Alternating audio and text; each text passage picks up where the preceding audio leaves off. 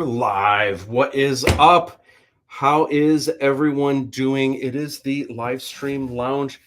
It is actually, it's kind of the 1 year anniversary of the Livestream Lounge. What? But we actually started, I think we had like a test episode before Christmas. And then I think we had an episode right before the new year. So it's actually past the 1 year anniversary. But so much has happened. I'm not going to spend too much time going in the past. Like this episode, we did this. And then remember when Phil Stone came out and we did, I mean, I do. you can go through, of course you do.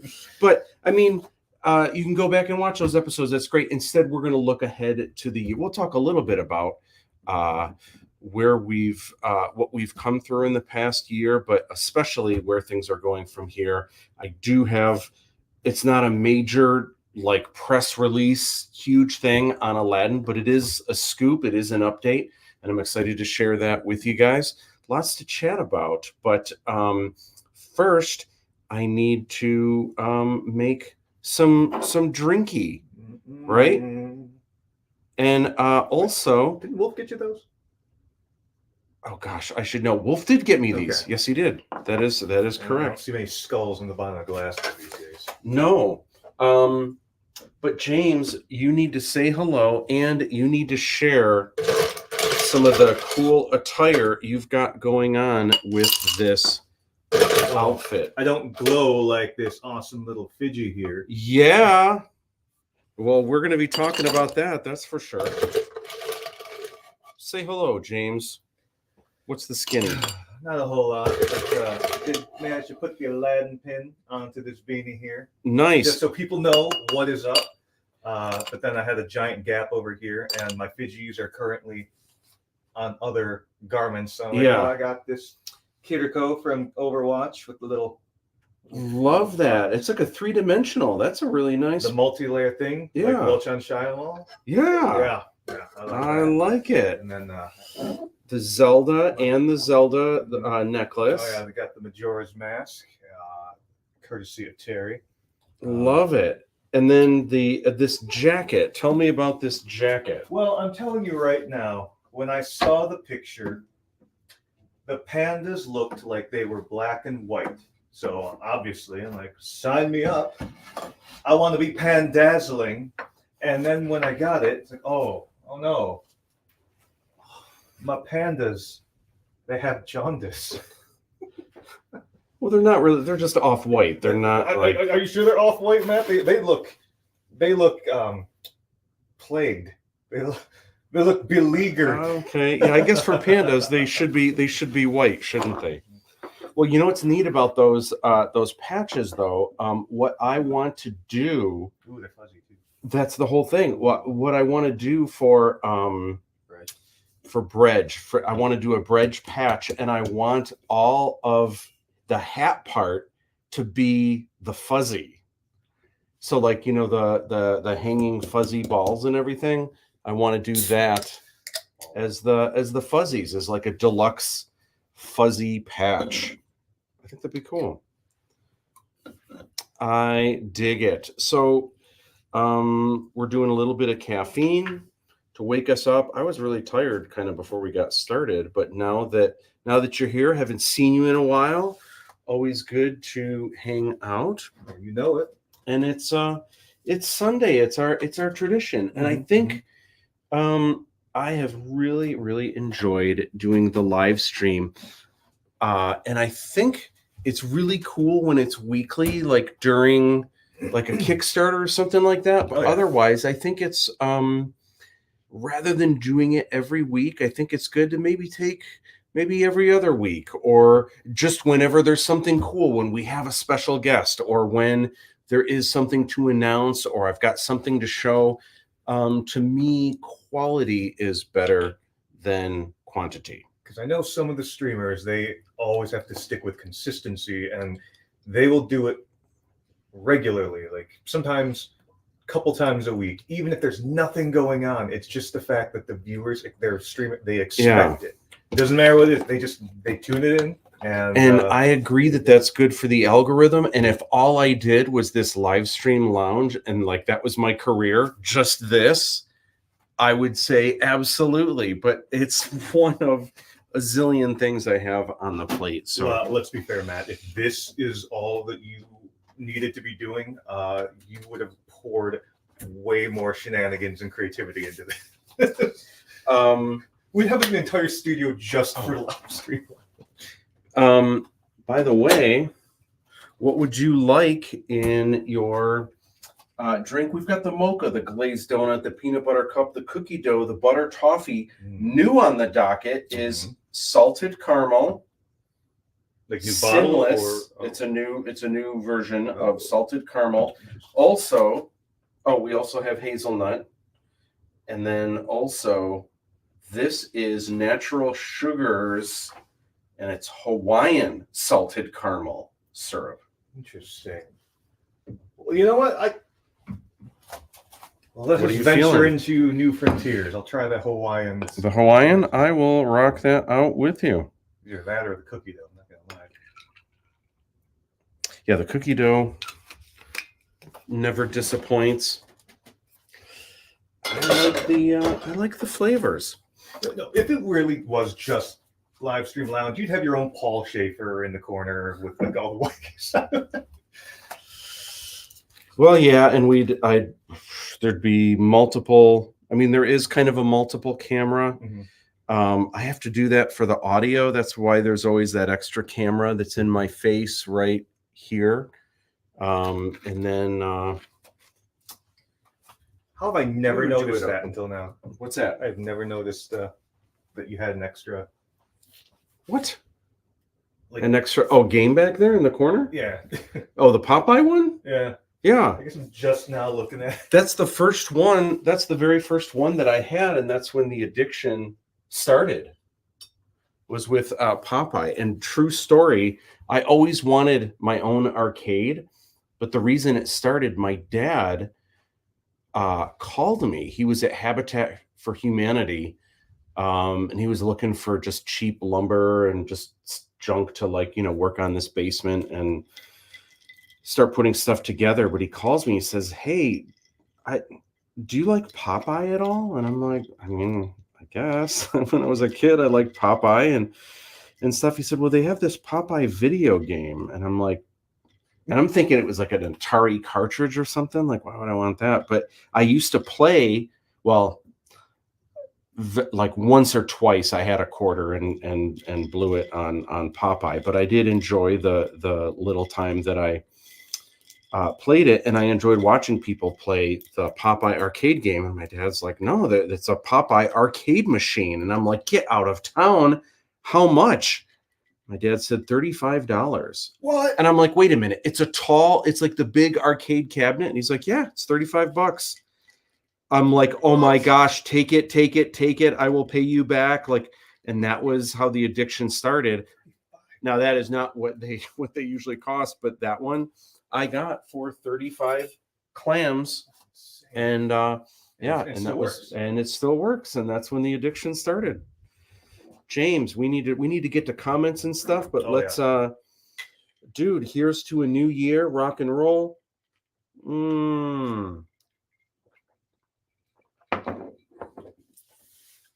I don't know what Hawaii's doing, but they're doing it right. Yeah, that's interesting, right? All right, it is time to get the party started.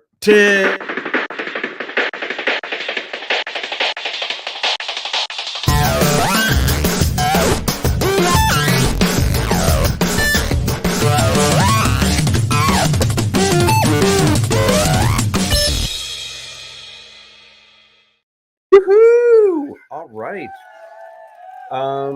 So hey, let's get to some comments. Let's say hi to everyone. Oh my gosh, look at this. Happy first anniversary of the live stream lounge. Thank you, Brittany. I appreciate that. It just says Brittany, so I actually don't know. It might be Brittany Oranger, maybe. I'm not sure. She'll have to let us know. Does she get on here? I think so. Sometimes she does, yeah. Hey, Sine Massey, how are you guys? We are good, rocking and a rolling. How are you? I'm feeling pretty good. It's a new year.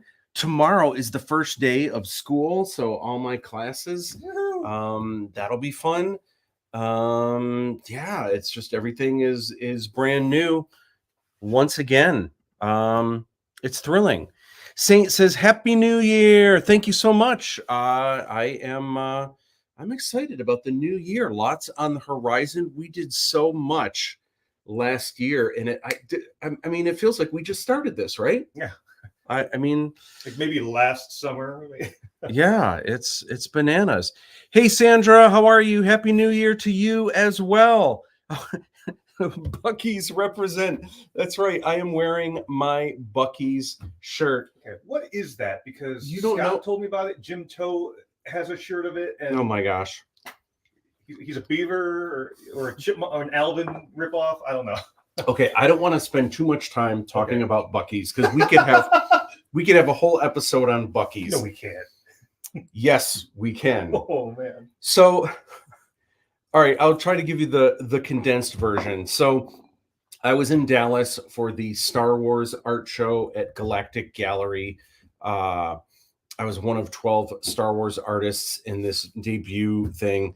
And I was there with Casey, and we were there for like a week and doing all kinds of fun stuff around Dallas. On the last day, we had 3 hours before we had to be at the airport, and we didn't know what to do. Like, we kind of did everything we wanted to, and we're kind of looking online and where do we go? We already did the Margarita Mile and all this stuff. Like, but 3 hours isn't a whole lot of time.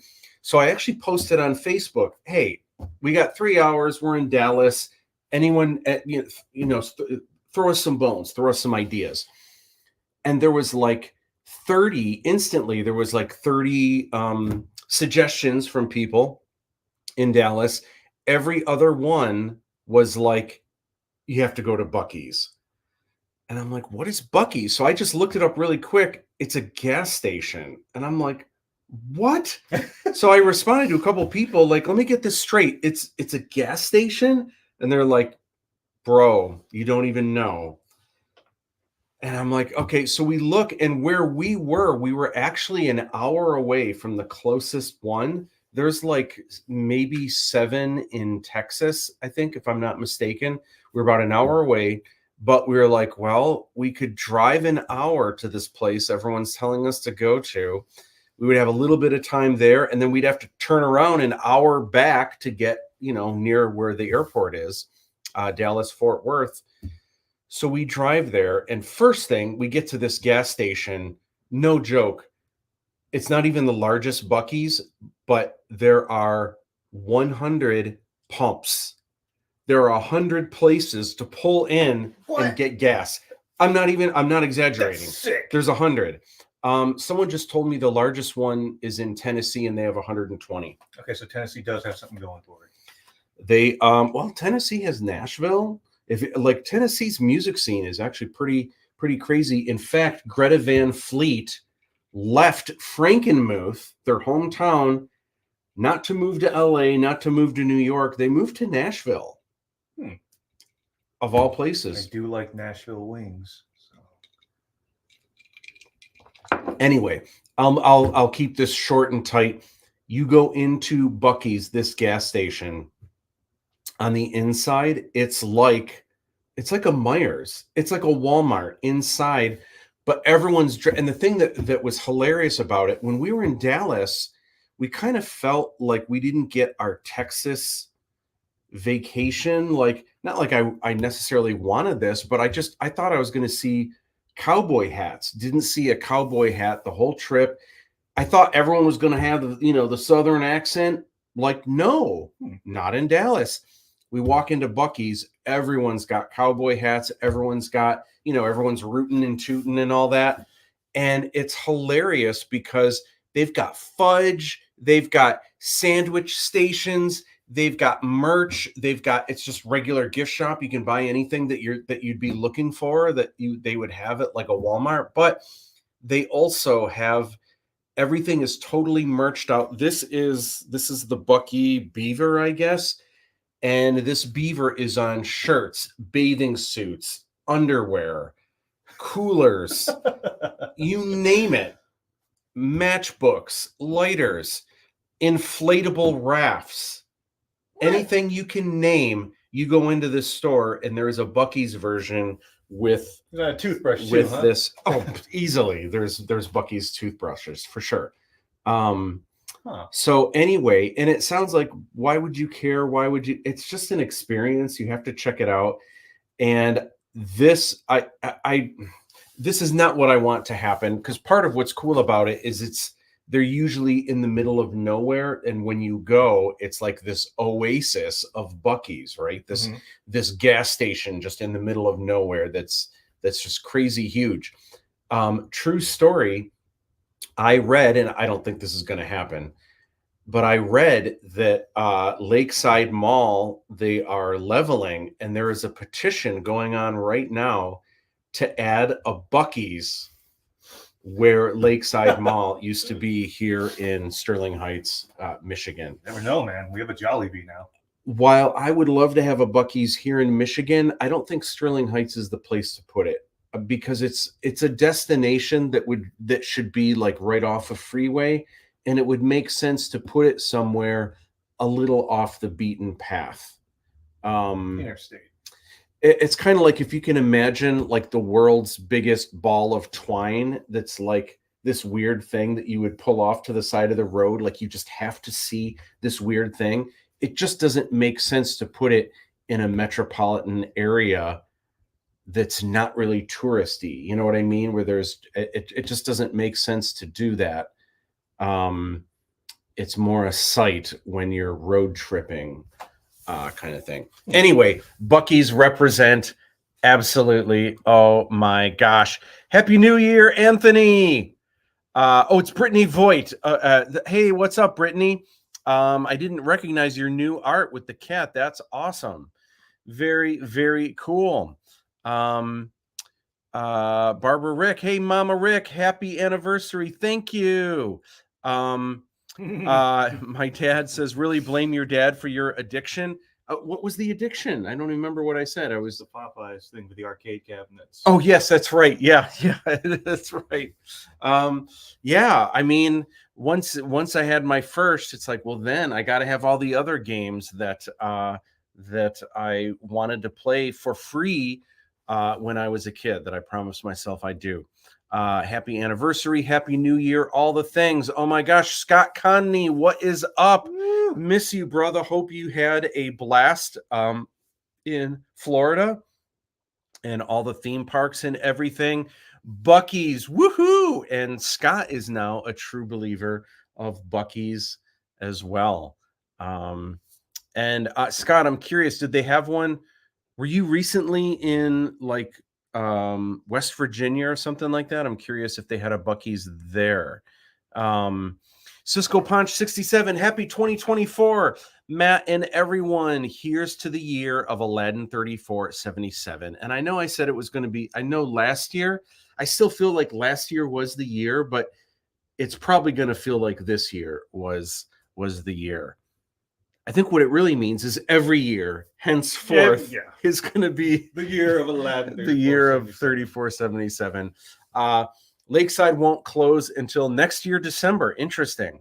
You guys don't even know unless you've written down giant plastic breakfast foods in the child's play area, whether or not you are a child, not speaking from experience whatsoever, you have not experienced Lakeside Mall. You know, it's weird. I was in there like a year ago, and it is a ghost town. It's very sad to see, but someone was even posting pictures recently, and Lakeside Mall, it still looks like futuristic. Like it's really like everything is cool hexagon shapes, and the way that everything is layered. It's got its own Facebook page too.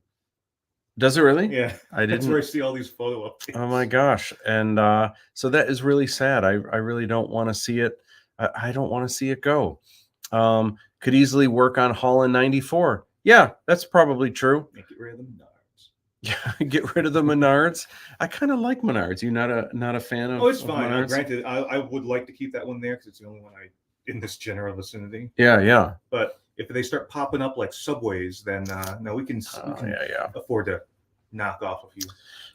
Joe Palazzolo for what is going on? Happy New Year. Great to see you, my friend. On the way to North Carolina, I think it was in Tennessee. That is awesome.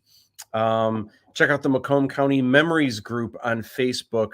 Some great old photos of Lakeside. I think I've seen some of the images on that page. Super cool. So, oh my gosh, so much to chat about. I'm trying to think where to begin. I don't have a new slideshow for y'all, so I actually have one from 2 times ago, but I'll breeze through it really quick because it'll help me kind of touch on all of the things, and we'll get through this. I know everyone wants to know, what is the scoop with ALADDIN 3477? Again, it's not like a huge press release thing, but it is an update, and I think I'm really excited about it, and I think you guys will be too. Let's hop through some stuff. So it's the Livestream Lounge. There are new thank you videos that are being updated to the page. Draw this in your style I want to talk about for a second, because there is going to be a new Draw This in Your Style contest that drops on Tuesday for a new character, and I can't wait. I hope everyone that has participated before will participate in this. I will tell you this, which is really interesting and maybe tantalizing for you guys. There are prizes in this one, but there are no monetary prizes in this. And part of it is because right now I am super broke with all kinds of great things that are happening. But so there's no monetary prizes. The prizes are swag boxes filled with ALADDIN 3477 goodness. Here is the good news, though. There are not just 3 winners.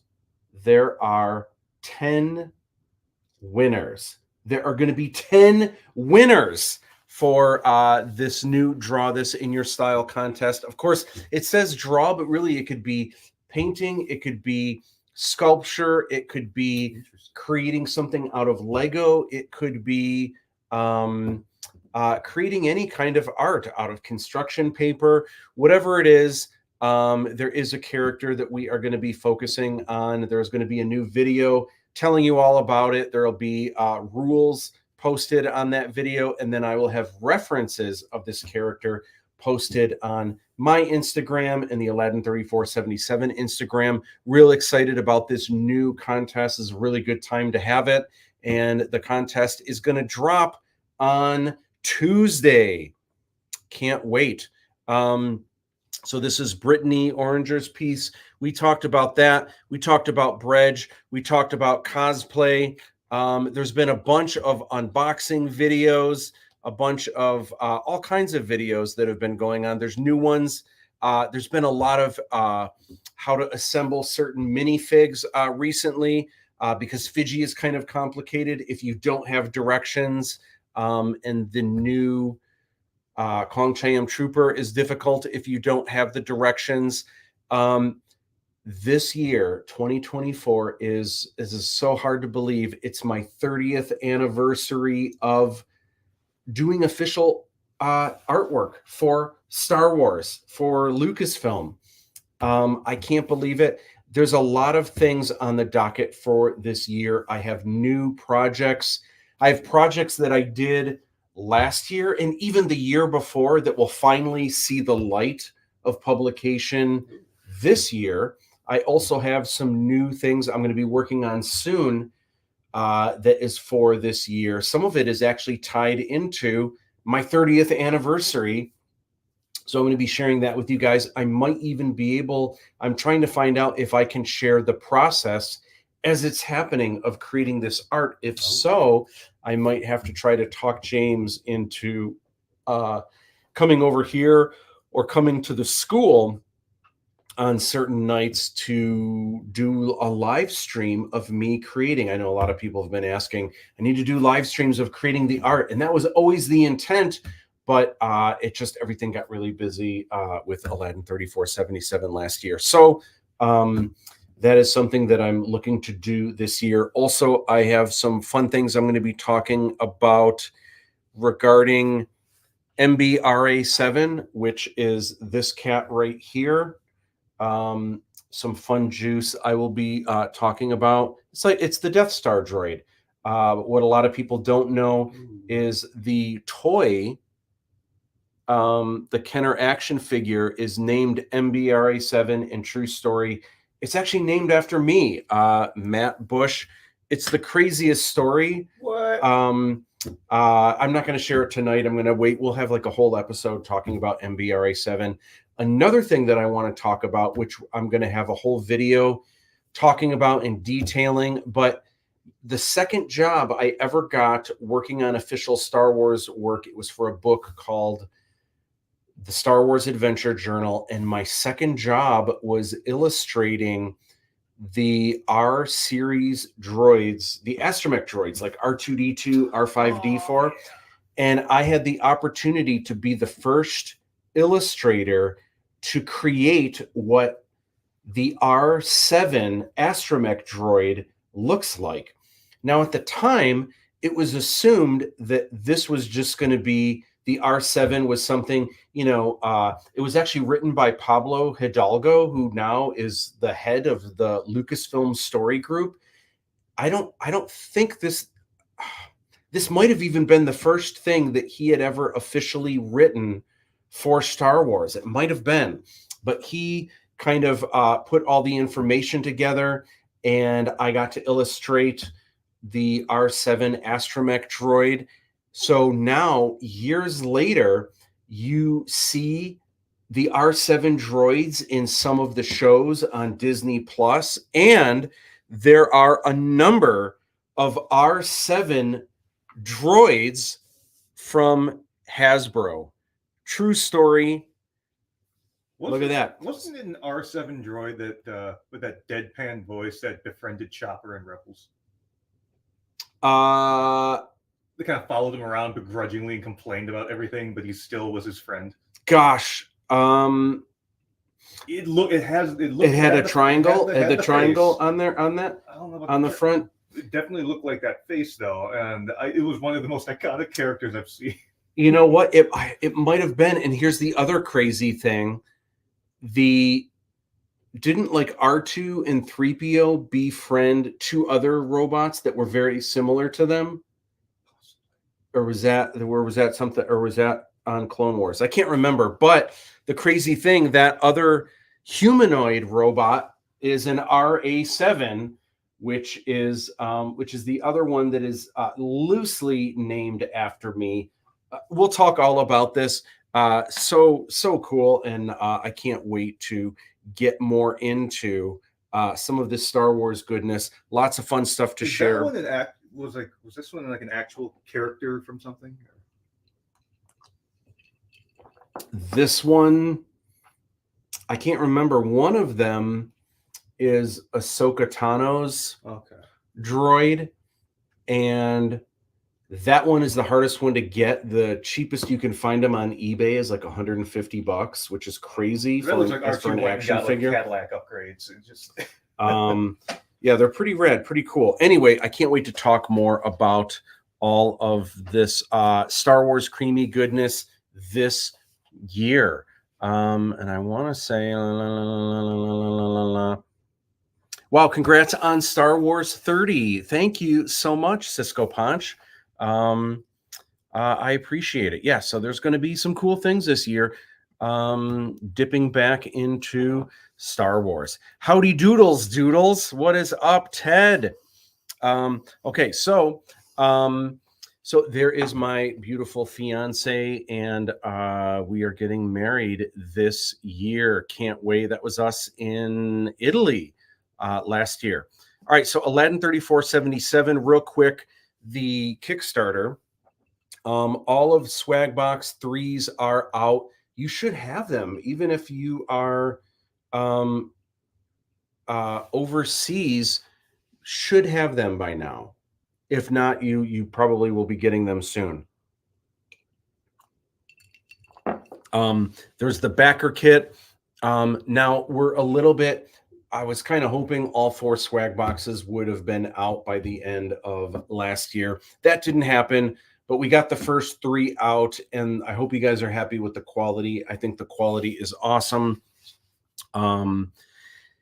And the other thing to note is there's Tracy Wayne Surgeoner wearing the bandana. The other thing to note is that Swag Box 4 will not be dropping in March, for example. It's not going to be another 3 months after the last one. There's a couple items on purpose. The 4th swag box has, it's kind of the grand finale. It is going to be the best of the swag boxes. That's the one that has the Blu-ray in it. It also has the hardcover, The Art of Aladdin 3477, the Jinn of Wisdom. It's got a lot of other really cool items in that swag box. A lot of them I have ready to go, but there are some things like the Blu-ray. I'll have more details soon, but I just don't know when. I can't even give a guesstimate. It could be this summer. It could be before that. It could be after that. I just don't know yet. So please try to have patience with me if you can. I hope you guys are happy with the first 3, and you know that obviously you are going to get the 4th swag box, and it's going to be the best one of them all. But quite the clay. Yeah, it's just not. We're just not there yet. So we will see. Anyway, the shirts are all sold out. There is still the backer kit where you can get items, including the hats. So we've been talking about those. I hope you guys dig the hats. I certainly do. Lots of fun. Here is the Kong Chayam Trooper.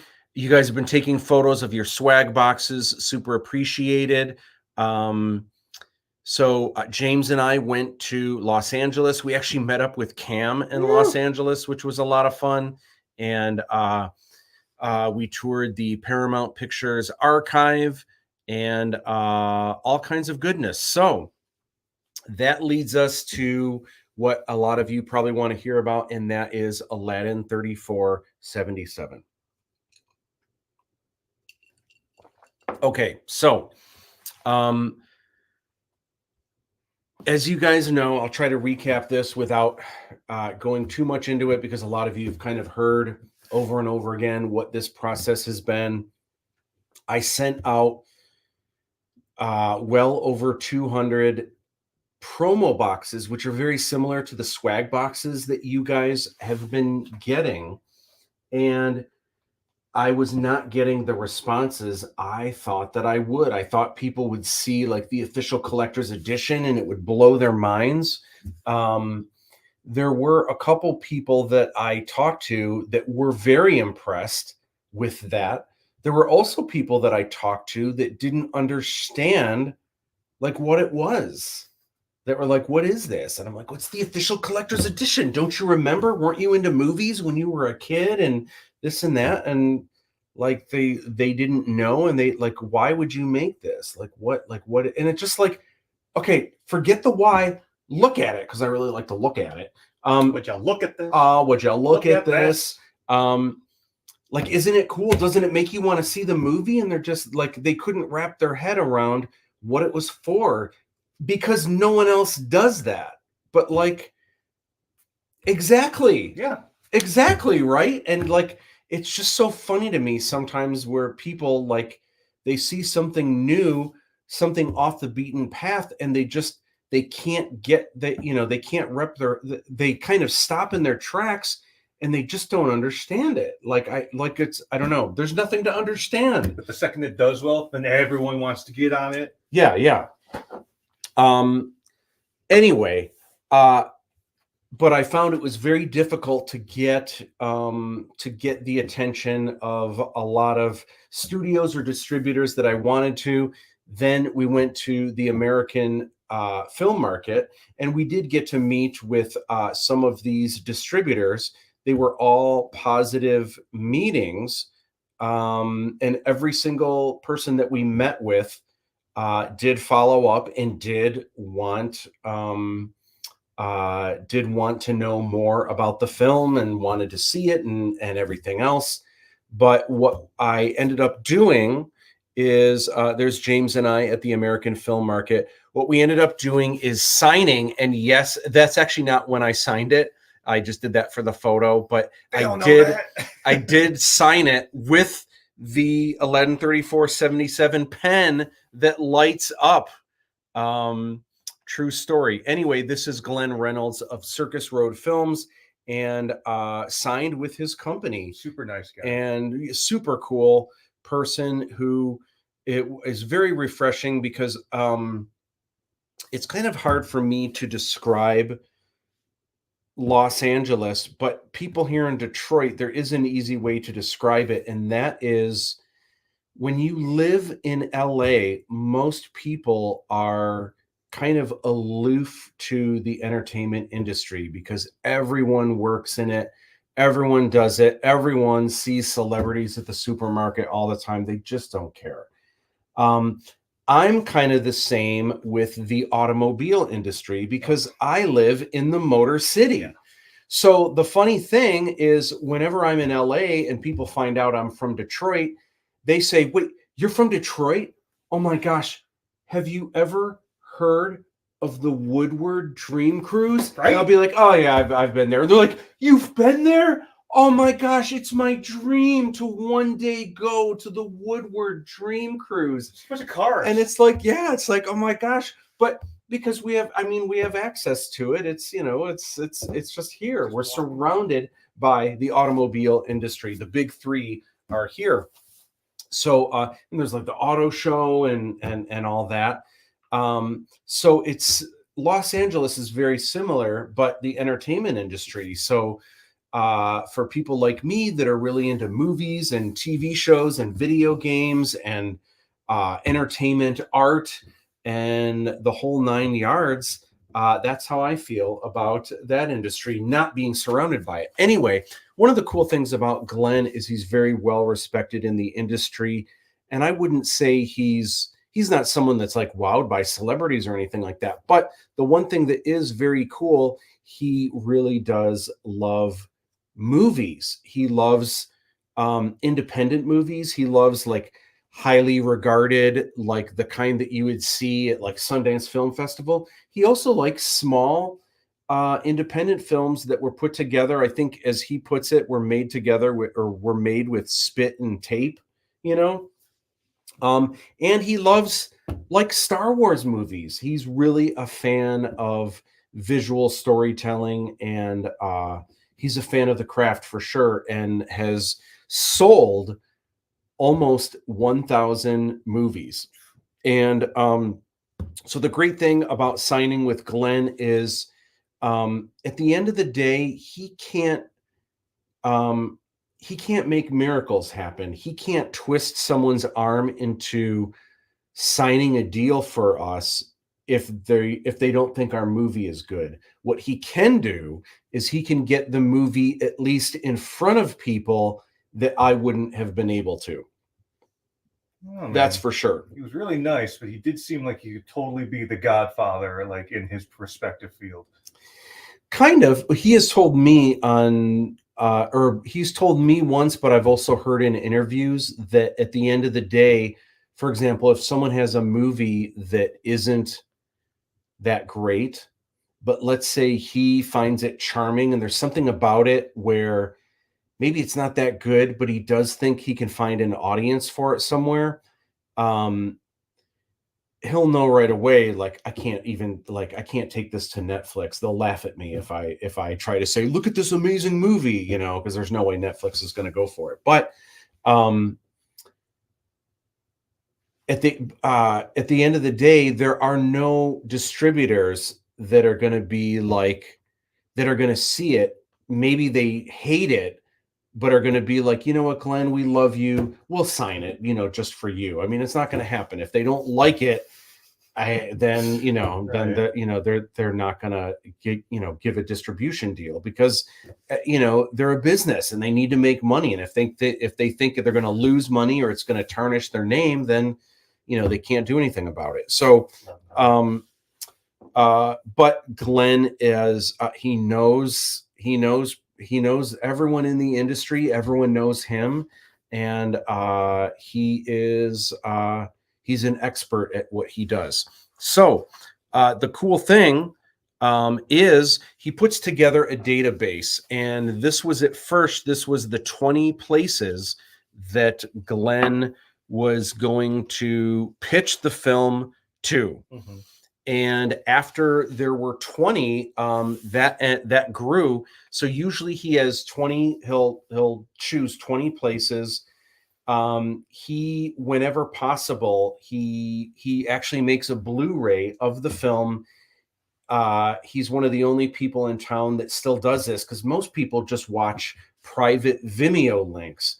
But the problem with that is acquisition heads, they watch sometimes 3 movies a day. They just watch them on their laptop. Sometimes they watch them on their phones. Sometimes they go to lunch, and to kill 2 birds with 1 stone, they'll be eating Taco Bell and literally watching a movie on their phone to see if they like it or not. And that kind of takes away from some of the cinematic experience, So whenever possible, for most of the places that Glenn deals with, he will send a Blu-ray, forcing them to watch it. A lot of these places have, a really cool like mini theater, or they'll take them home and they'll watch it and on their nice, home theater system, which is better at least, than watching it on their phone. And then his average is that usually he's able to get 5 offers of the 20. He's usually able to get 5 offers, and then he kind of does kind of a bidding thing where he'll go to all the other ones. Hey, is this the best you can do? And try to find the best deal. And what's interesting is each company is a little bit different, and Glenn knows what companies are known for, what complaints have been, because he's sold so many films. He's talked with all these filmmakers. He knows what common complaints might be with different distributors, or certain deals where, what the pros and cons might be for all these different places. And it's not always that like if you have these 5 companies for one film, this might be the best place to go with because of the kind of film it is. But you could take those same 5 places in another film. This might be the best one, even if they were all the same offers from the same companies. It depends on the kind of film and what the audience is going to be, and how are people going to respond to it. So having someone like Glenn in our corner is a really, really great thing. So we started with 20, and eventually that list grew to 28 places. Oh. I think he added 3, and then he added more, or maybe 20, not 26, 28. Yeah, 28 places. Now this is early on, and this was, I think, after the first week or 2. You can see already there are 5 places that passed right away: Amazon Originals, HBO, Lionsgate, Oscilloscope, and Strand Releasing. Now, we've talked about this before, so I'm not going to beat this to a dead horse, but I don't know that we would want to go with a big studio as an exclusive anyway. A place like Amazon Originals, if we do that, we can only be on Amazon. Mm-hmm. Now, that doesn't mean we'll never get on Amazon. If the fact that Amazon passed, that just means it won't be an Amazon Original. Or Netflix always has the N at the bottom for like a Netflix original. It's also not Netflix has passed as well. I'm fine with that, because I don't want to. I think our film is small enough that being a Netflix original isn't going to help us. I think we would get lost in the shuffle, and I think we would be limiting to anyone that wants to see the film. If they don't have Netflix, it would just mean that they just wouldn't be able to see it. But I think going with a regular distributor that goes to all or most of these places, I think we would be much better off, because that way people that hear about us or people that want to find us will be able to. That's what I think. So, okay. So here is the scoop. First of all, I've got, so it looks like I have some comments here. Let me get to those real quick, and then I'll give you the update. Can't wait. What is up, Rich? Miss you, my cousin. What is up, DTE? Happy New Year. And it is also the 1-year anniversary. Ted will be right back. Rock and roll. Speaking of Star Wars, did you watch Rebel Moon yet? Yes. Did you watch Rebel Moon too? You know, I didn't hate it. I had low expectations going in. Maybe that's why, because I heard how much a lot of other people hated it. So I didn't hate it at all. I also didn't love it. There were things about it that I really liked, but in general, there weren't any characters that I really liked or yearned for. Like, oh my gosh, I hope they don't die, you know? This isn't a spoiler. I probably liked the robot best, and the robot is barely in it, but there is a part 2, and Is there? I must have. Yeah, part 2. There's a trailer at the very end of it, and then part 2 comes out in either April or May or something like that. And they've already filmed it. It's already ready to go. It comes out in April or May, and then the idea is that they'll do more, but it just depends on what the feedback is and if people are digging it. I thought it was okay. There were some visuals that were really, really cool, but the story was just, we've kind of been there, done that, Like Rebel Moon, to sum up, if I had to say one statement on it, Mm-hmm. with Steamboat Willie going into public domain, Rebel Moon looks like the first public domain attempt at when Star Wars hits that mark. Mm-hmm. And yeah, you didn't hate it. That's fine. I didn't technically hate The Room with Tommy Wiseau. Yeah. I'm trying to think now. I don't even remember that much about it now because it's been a couple of weeks. So obviously it wasn't as memorable. A lot of people say it reminded them of Battle Beyond the Stars, I think is the name of it. The movie that I barely remember. I saw that. That was like on TV when I was a kid.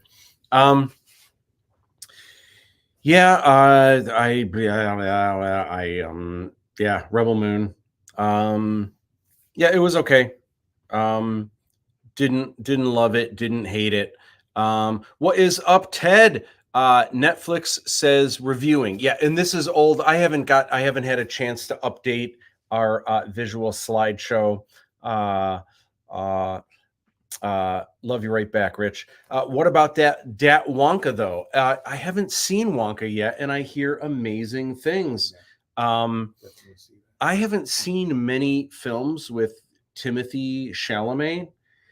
In fact, I may have only seen Dune, and it was so funny because everyone loves Timothée Chalamet. And it was so funny. So I don't know what I was expecting. I was expecting really amazing acting and stuff. Not that I thought he was a terrible actor, but the character, in fact, all the characters in the first half of the new Dune movies, the only character that actually has a personality, and this is saying a lot, Jason Momoa is the only character that actually smiles in the film. He's the only character that actually laughs in the film. And I won't get into spoilers about his character. Yeah, and I guess maybe it is, but for that reason, I just wasn't drawn into any of the characters. I just never cared if any of them lived, if any of them died. Oh my gosh, the world's coming to an end, but everyone's just so serious anyway. Does it really matter? I don't know. Everyone says the second one is where the story really gets good and everything's going to be amazing. So I guess I need to wait to judge. Anyway, so I was asking someone last night because they were also raving about the Wonka movie. And I was like, so does Timothy actually like smile in this one and laugh and stuff? And they're like, oh yeah, he's amazing in this. So He's a quirkier actor. I think that's just where his stride is in this film. yeah. Awesome. So yeah, I want to see Wonka. I have heard great, amazing things. Oh, I was gonna give you some more love here. All right, so yeah, Gene Wilder, Johnny Depp, and now Chalamet. They're like, it's hard. You just have to throw them in and make them just a holy trifecta of Wonkas, because none really eclipses the other. Like, they are all standing tall in their own right. yeah. It's oh my gosh, but man, the interview that Hugh Grant gave on being the Oompa Loompa. Did you read that? Some of the stuff that he said? I didn't, but if it's anything like Hugh Grant, I will be entertained. Hugh Grant was miserable. Yeah. He hated it. Yeah. It's like it was his worst experience ever. But then he went on to say, hey, I have a lot of kids. I have a lot of mouths to feed. And so it was a necessary evil. Like, he completely slammed the movie. But then was absolutely, if you were to tell me what's something you think Hugh Grant's going to play next, that would be literally on my bottom 5 things I would ever fathom. Yeah, an Oompa Loompa? Yeah, it wouldn't have even got on my radar. Yeah. Yeah, that's bananas. He was, you know what? He was great in the Dungeons and Dragons movie. Oh, yeah. Wasn't expecting that either, but it was exactly the type of character. He's just so whimsical and aloof and befuddling, and like, oh, you're just one of those doofy kind of villains. And but no, the Oompa Loompa really threw me.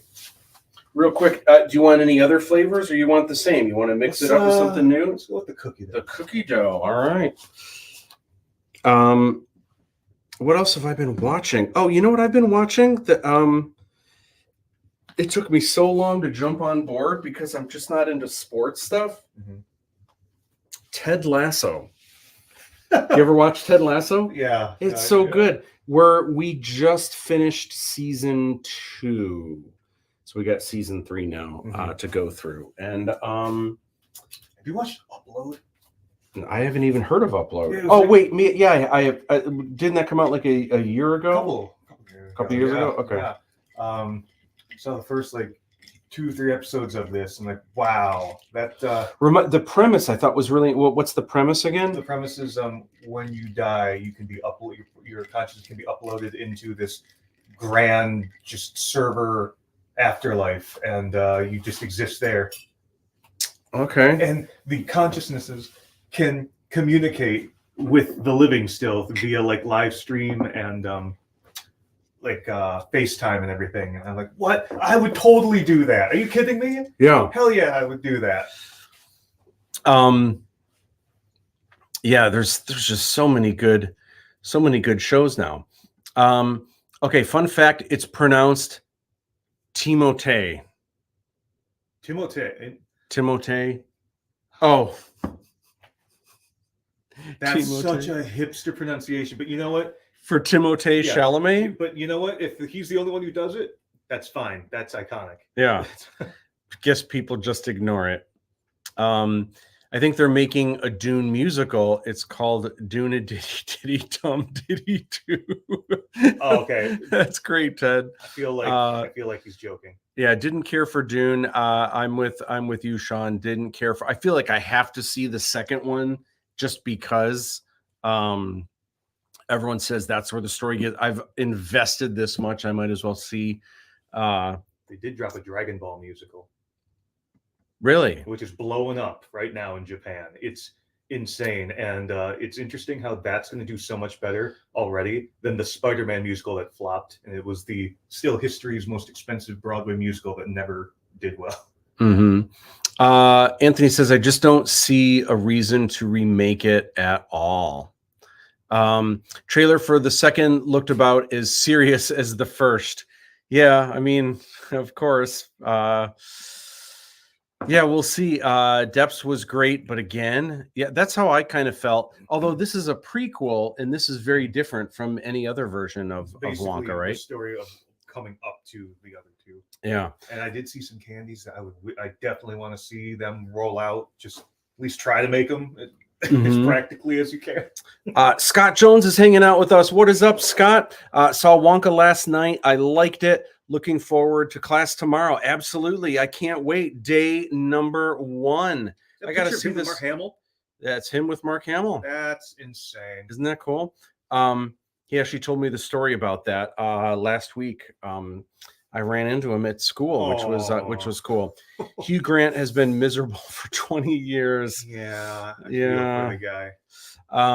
We just watched Fool Me Once on Netflix. We loved it. I'm trying to think. Fool Me Once. I think I saw something about that. Rogers Can Do It All Day.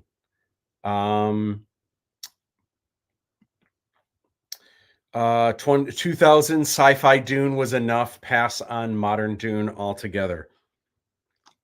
I'm just not into Dune. I remember that. I remember when sci-fi had the 4-part miniseries. Okay, so everyone's been wanting to know what is the update on Aladdin 3477. Here is the update. It is narrowed down to 8 places that are reviewing. One of them, and I don't want to say which one yet because I don't want to kiss and tell yet. One of them has given an offer. Ooh. And I'm very thrilled with the place. It was a place it was one of the first places that I sent, and I sent a number of promo boxes to that I just wasn't able to get through, wasn't able to get a response. Until Glenn. But until Glenn and Glenn just waltzed in and made it so. So there was an offer. And the cool thing is, if this is all we have, I'm happy. Oh, okay. I'm tickled. Okay. So they've put in an offer. They've said what their demands would be, what they would want, what they would be offering me.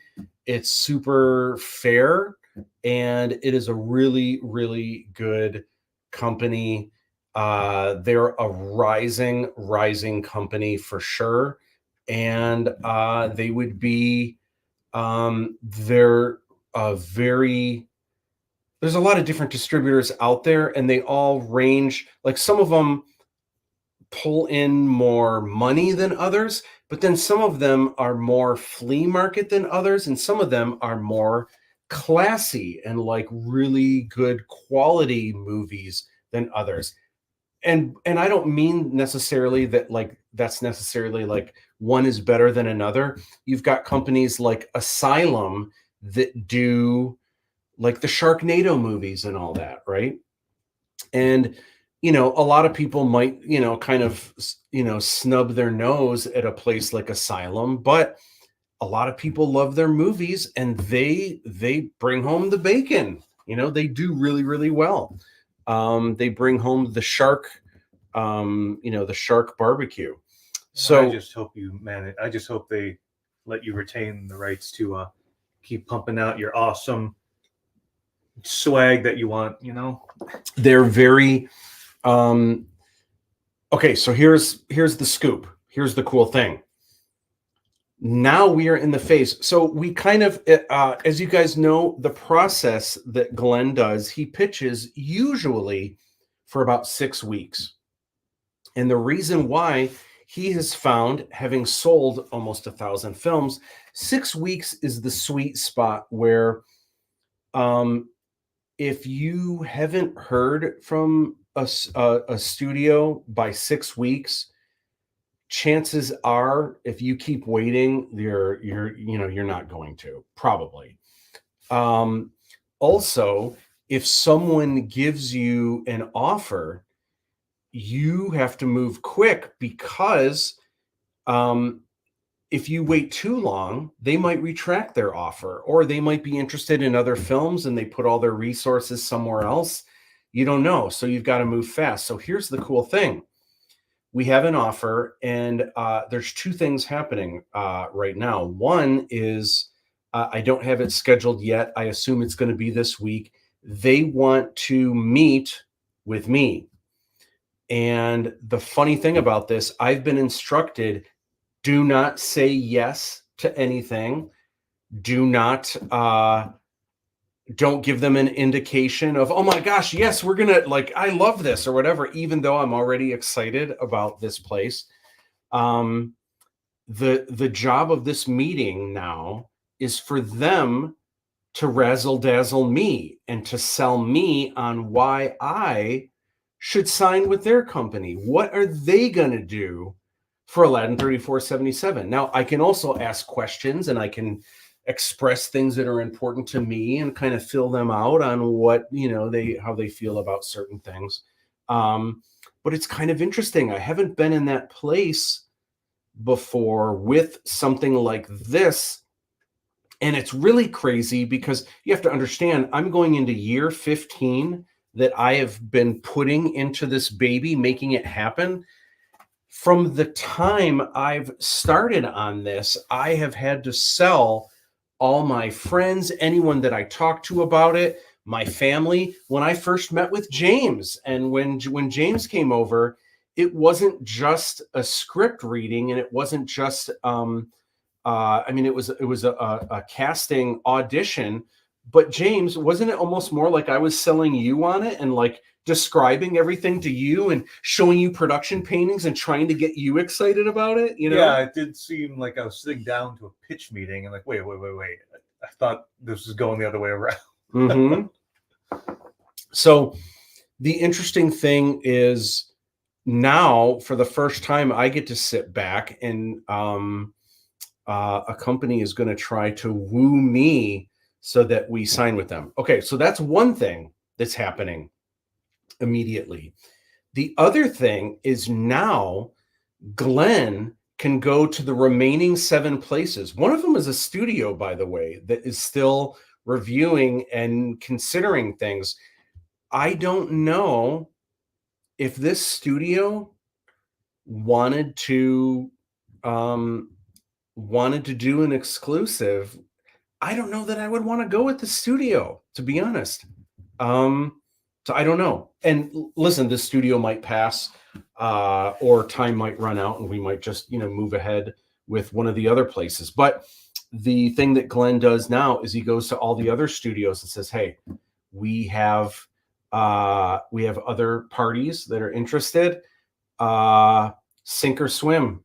Throw us an offer if you have one. Otherwise, we're moving on, and you will lose your chance to bring Aladdin 3477 to the world." So it's kind of exciting. So any of these companies that have been taking their time and like, yeah, we'll review it, or, oh, we like it, we just got to put together and we're thinking about what can we do and this and that. Well, now they have to jump on it because we are going to make a decision soon.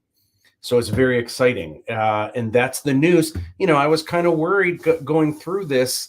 I know what Glenn's track record is and what his average is, but still you wonder, like, it's a possibility. No one could have given an offer, and you never know, right? So that is very exciting. We have an offer. I'm already thrilled with it. The interesting question mark is going to be if other places give offers. And again, Glenn's average is 5 distributors. So will we get more? I don't know. We might get another 4. The rest of them might throw an offer. The other 7, who knows? But the question will be, if there are any more, how do you decide, like, what's the best place? There are different distributors that might have a little bit more of a stake in this or a little bit more in this, or like this company also has ancillary, which is they'll put your movie on jet planes and cruise Ooh. ships. You know what I mean? Which is I like, to think Glenn would help you with that. yeah, well, but there are certain distributors that just don't deal with that. So if we sign with them, no one will ever see our movie on a plane. You know. Yes. But some people are like, well, that's not. Let's be real. That's not the place for people to see your film on, this thing on the little, screen in front of them. But it's something, right? And there are so many places. There are the dish networks, and there's still, different versions of cable, and again, TVOD, SVOD, AVOD, theatrical. Some of these places have different kinds of theatrical that they might be able to offer. I'm not expecting that anyone is going to put this film in all major theaters across the country and sign deals so that theaters have to keep them playing for 6 weeks straight, which is what a lot of places, a lot of the big, obviously, studio movies will do that. And one of the reasons they do that, in case you're curious why they sign a deal like that, is then when they take their film overseas, they can tell these other distributors in other countries, hey, this movie played for 6 weeks straight in theaters, even though no one was actually in the seats watching it. Hey, it was still it was in 3,000 theaters across the country for 6 weeks. And all they'll hear is 3,000 theaters. That's what they hear, right? So anyway, so I don't know what to expect, but there are some places they might have a thing where, okay, it'll be in theaters, but for one night only, or it'll be in theaters, but not 4,000 theaters across the US. It might only be 1,000 theaters, and it might be for 1 week only. There's all kinds of different ways that things like that can play out. There might not be theatrical at all. Everything's up in the air. Don't know. We will find out. But the big first step has happened where we got an offer. The offer, I found out about it immediately, and it was Thursday night, late Thursday afternoon, that came through. So I've been on pins and needles, like super excited. Oh my gosh! And watching it on a plane. Can you imagine? I will say for planes, there has been a movie from China that I saw 90%, like 70 to 80% of it on the plane. Mm-hmm. And then like, oh, flight was over and I had to get off. They wouldn't let me sit there. I was like, 10 more minutes. But the thing is, I've looked for 2 years now. I have not been able to even just pirate it. I have not been able to find a single instance of this movie. Just, I will forever not, Wikipedia doesn't even know. I will forever not know the ending of that film. And it was hilarious. I am so upset that I'm still thinking about this movie. I was watching a video on YouTube, and it gave the top 10 like mainstream popular movies that are impossible to find, not only on streaming. Some of them are impossible to find. There is no Blu-ray, and they're almost impossible to find on DVD just because of scarcity and stuff. One of them is Cocoon, the Ron Howard movie from the 80s. I love Cocoon. And another one that blew my mind that I actually haven't seen in a while, I'd love to watch it again. Phenomenal film, Strange Days. Have you ever seen that with Ralph Fiennes? It actually was one of the inspirations for the NanoNet in Aladdin 3477. It was such a groundbreaking movie when it came out. It's directed by Catherine Bigelow, who used to be married to James Cameron. And she's a phenomenal filmmaker. And it was funny because she is. When I think when the first Avatar came out, they have a friendly competition with each other because they used to be married to each other. And I want to say that year, James Cameron, I think, won Best Picture for Avatar, maybe, but then she won for Best Director, maybe, for the Hurt Locker, I think. Yeah. So they're neck and neck. But anyway, she's a phenomenal filmmaker, and that is a great movie with Ralph Fiennes and Angela Bassett. Like kicks butt in this movie, and it's just compelling, and the acting is good, the action is good. It actually takes place, it's kind of funny, I think it came out in 98 or 99, and I think it takes place on the brink of the year 2000. So this is before like the whole Y2K scare or whatever. But it's a thing where you can play other people's memories and like view them in your mind and stuff. And but it's got some really clever ways that they kind of tell the story. Anyway, so that's what's going on. Super, super exciting about Aladdin 3477. That can only mean we are that much closer to having some official news. And the good news is something's going to happen because we already have an offer. And I have to say, worst case scenario, and what I mean by worst case scenario is we get no other offers. And if we got no other offers, if this is the place we went with, I would be thrilled. I would be absolutely thrilled. No question. But it would be neat if we got some other offers to just kind of see what would other people offer, and then maybe go back and forth. Well, this place is offering me this. What do you got? You know, a couple more goldfish in the bowl. Yeah. One little lonely beta. So we shall see. Super, super exciting.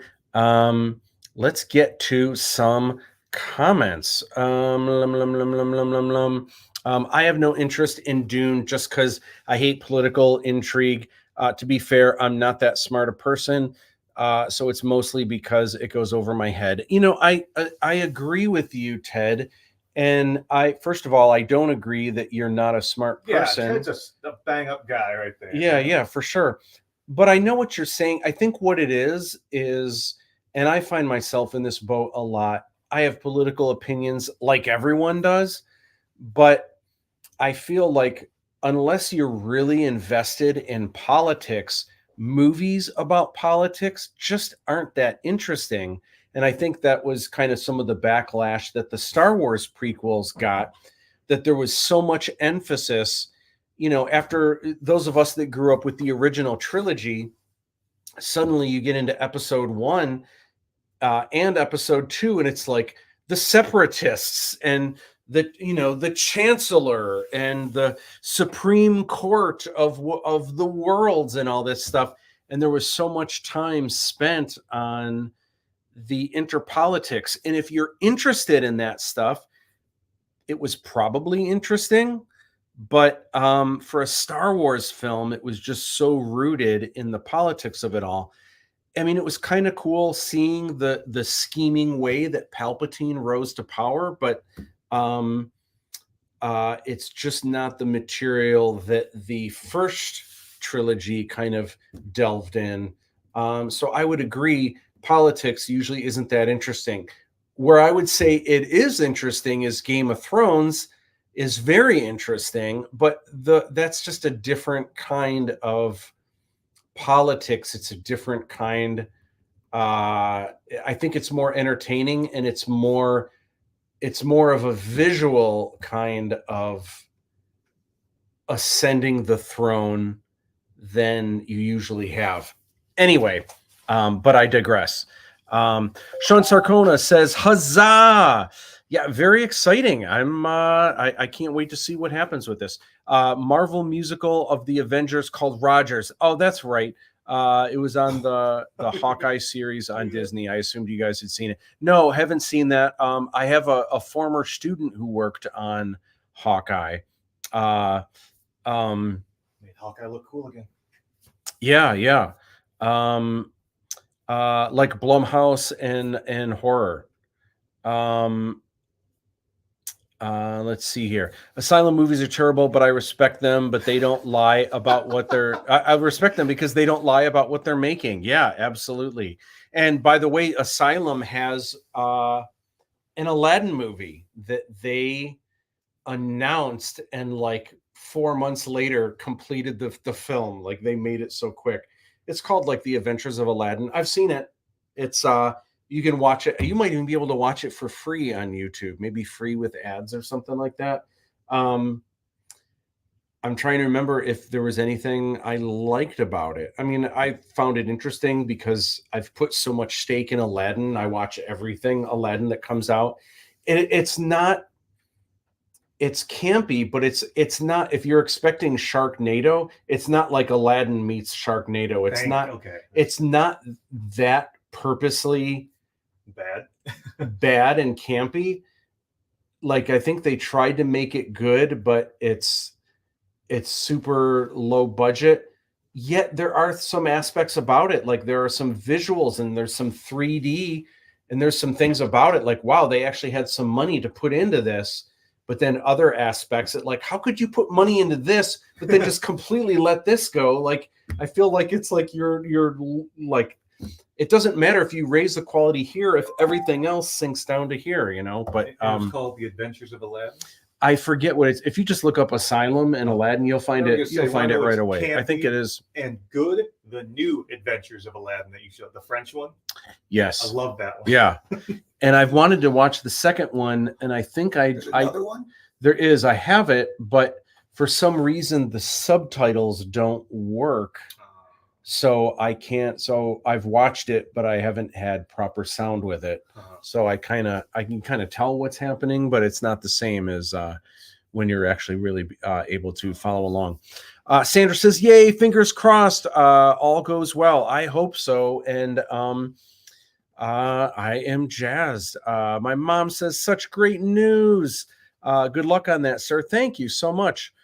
Before signing a movie deal, Matt, do what Lucas did and take the merchandise deal. Glass, purple, yellow, diamond. Glasses, purple, yellow, and diamond. Yes, and I don't think that is going to be an issue, and that is something that I'm interested in. Or if it was a place that does really good merchandising, and if that's something they wanted, if I knew they were going to take care of it, that wouldn't bother. Like I wouldn't be opposed if it was a good deal and if it was a proper thing that would take care of it. I wouldn't be against it, to be honest, but it would have to be the right deal. The truth is, though, most studios and most independent distributors, for sure, 99.999% of them could care less about merchandising and all of that. Must take care of the Fidgies. Yeah. Don't let me forget, we need to talk about the mystery Fidgy. Oh yeah, I'm also missing an inverse one that didn't come to the box. Oh, I got you. Yeah, they're just not interested because it's not what they do. And let's face it, most independent films that you've seen, what are they? What are they, James? Not blockbuster great. Yeah, they're I had to pick my word there. horror films at best, but they're cop dramas, they're romantic comedies, they're mob movies, they're slice of life romantic or I don't know, pensive movies, right? Not the kind of movies where people want the title of that movie on a t-shirt, or the kind of movies where people might be interested in getting an action figure, or people would want a patch of it to put on their backpack.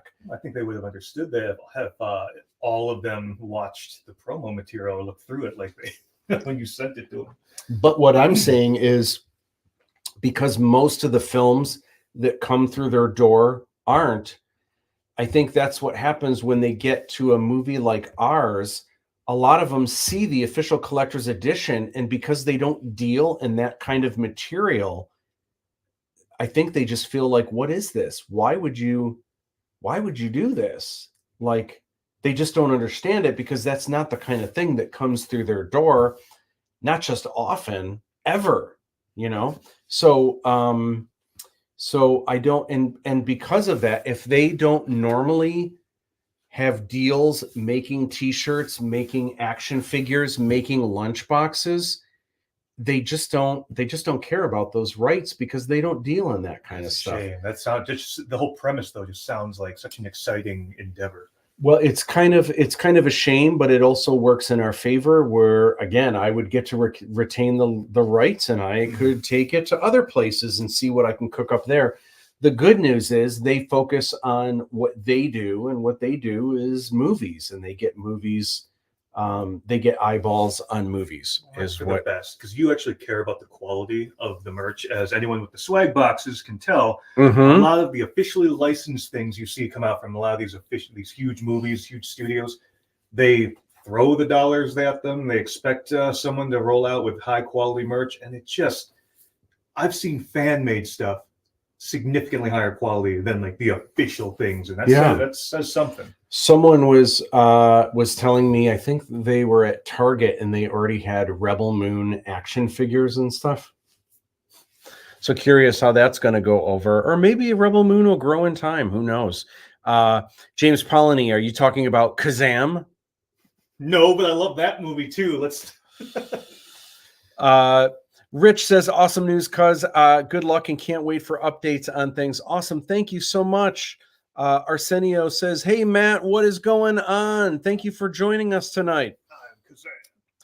Try the subreddit r tip of my tongue. You'd be surprised at finding things through that sub. Just describe the movie in lengthy detail. Someone might know the title. Interesting. Good to know. DTS says, exciting. Oh, yeah. Politics with dragons. Yeah, I guess that changes everything, doesn't it? I don't know what it is. I would have to really think about it. I'm just not into shows about politics, but as soon as it's Game of Thrones, like it really is. I think they do it in a way where there's more at stake. In something like the Star Wars prequels, it's all people that are chancellors and the separatists, and they all are vying for power, and it's just not that interesting. Where Game of Thrones, there are relationships and families, and there are people that are expected to be leaders, but they don't want to be. And there's all these different dynamics that just make it so interesting. And I think that's the mistake that a lot of these other shows that have so many politics in it, it's just politics for the sake of politics. And it's just a lot of fantasy medieval type stuff. A lot of it was political intrigue. Lord of the Rings could have easily gone that route too, honestly, if you think about it. But if it's subtle politics, it's everywhere. Like superhero comics, a lot of them were X-Men. It's all about politics. It's all about civil rights. It's just, they're just beating up, the protesters and the people who would be anti-mutant. So. Conrad, what is up? Oh my gosh, it's great to see you. How have you been, my friend? Thank you so much. Rock and roll. No movie will ever be as bad as what Neil Breen, not even The Room, is as bad as the 5 movies Breen has done. His cult following has grown a lot over the years. Yeah. He gets all the funding he needs every time. Brittany says, I would totally watch an Aladdin and Sharknado crossover movie.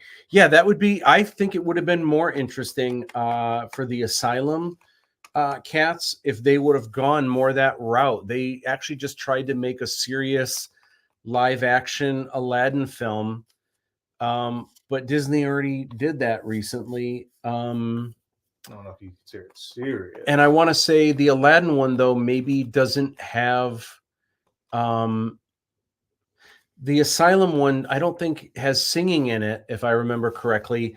Here was what I think I remember about the Asylum one that I thought was interesting. The action, there was a lot of fighting in it. And whoever choreographed the fighting was actually really good. There was really, really good fighting. But then the filming of the fighting was not that good.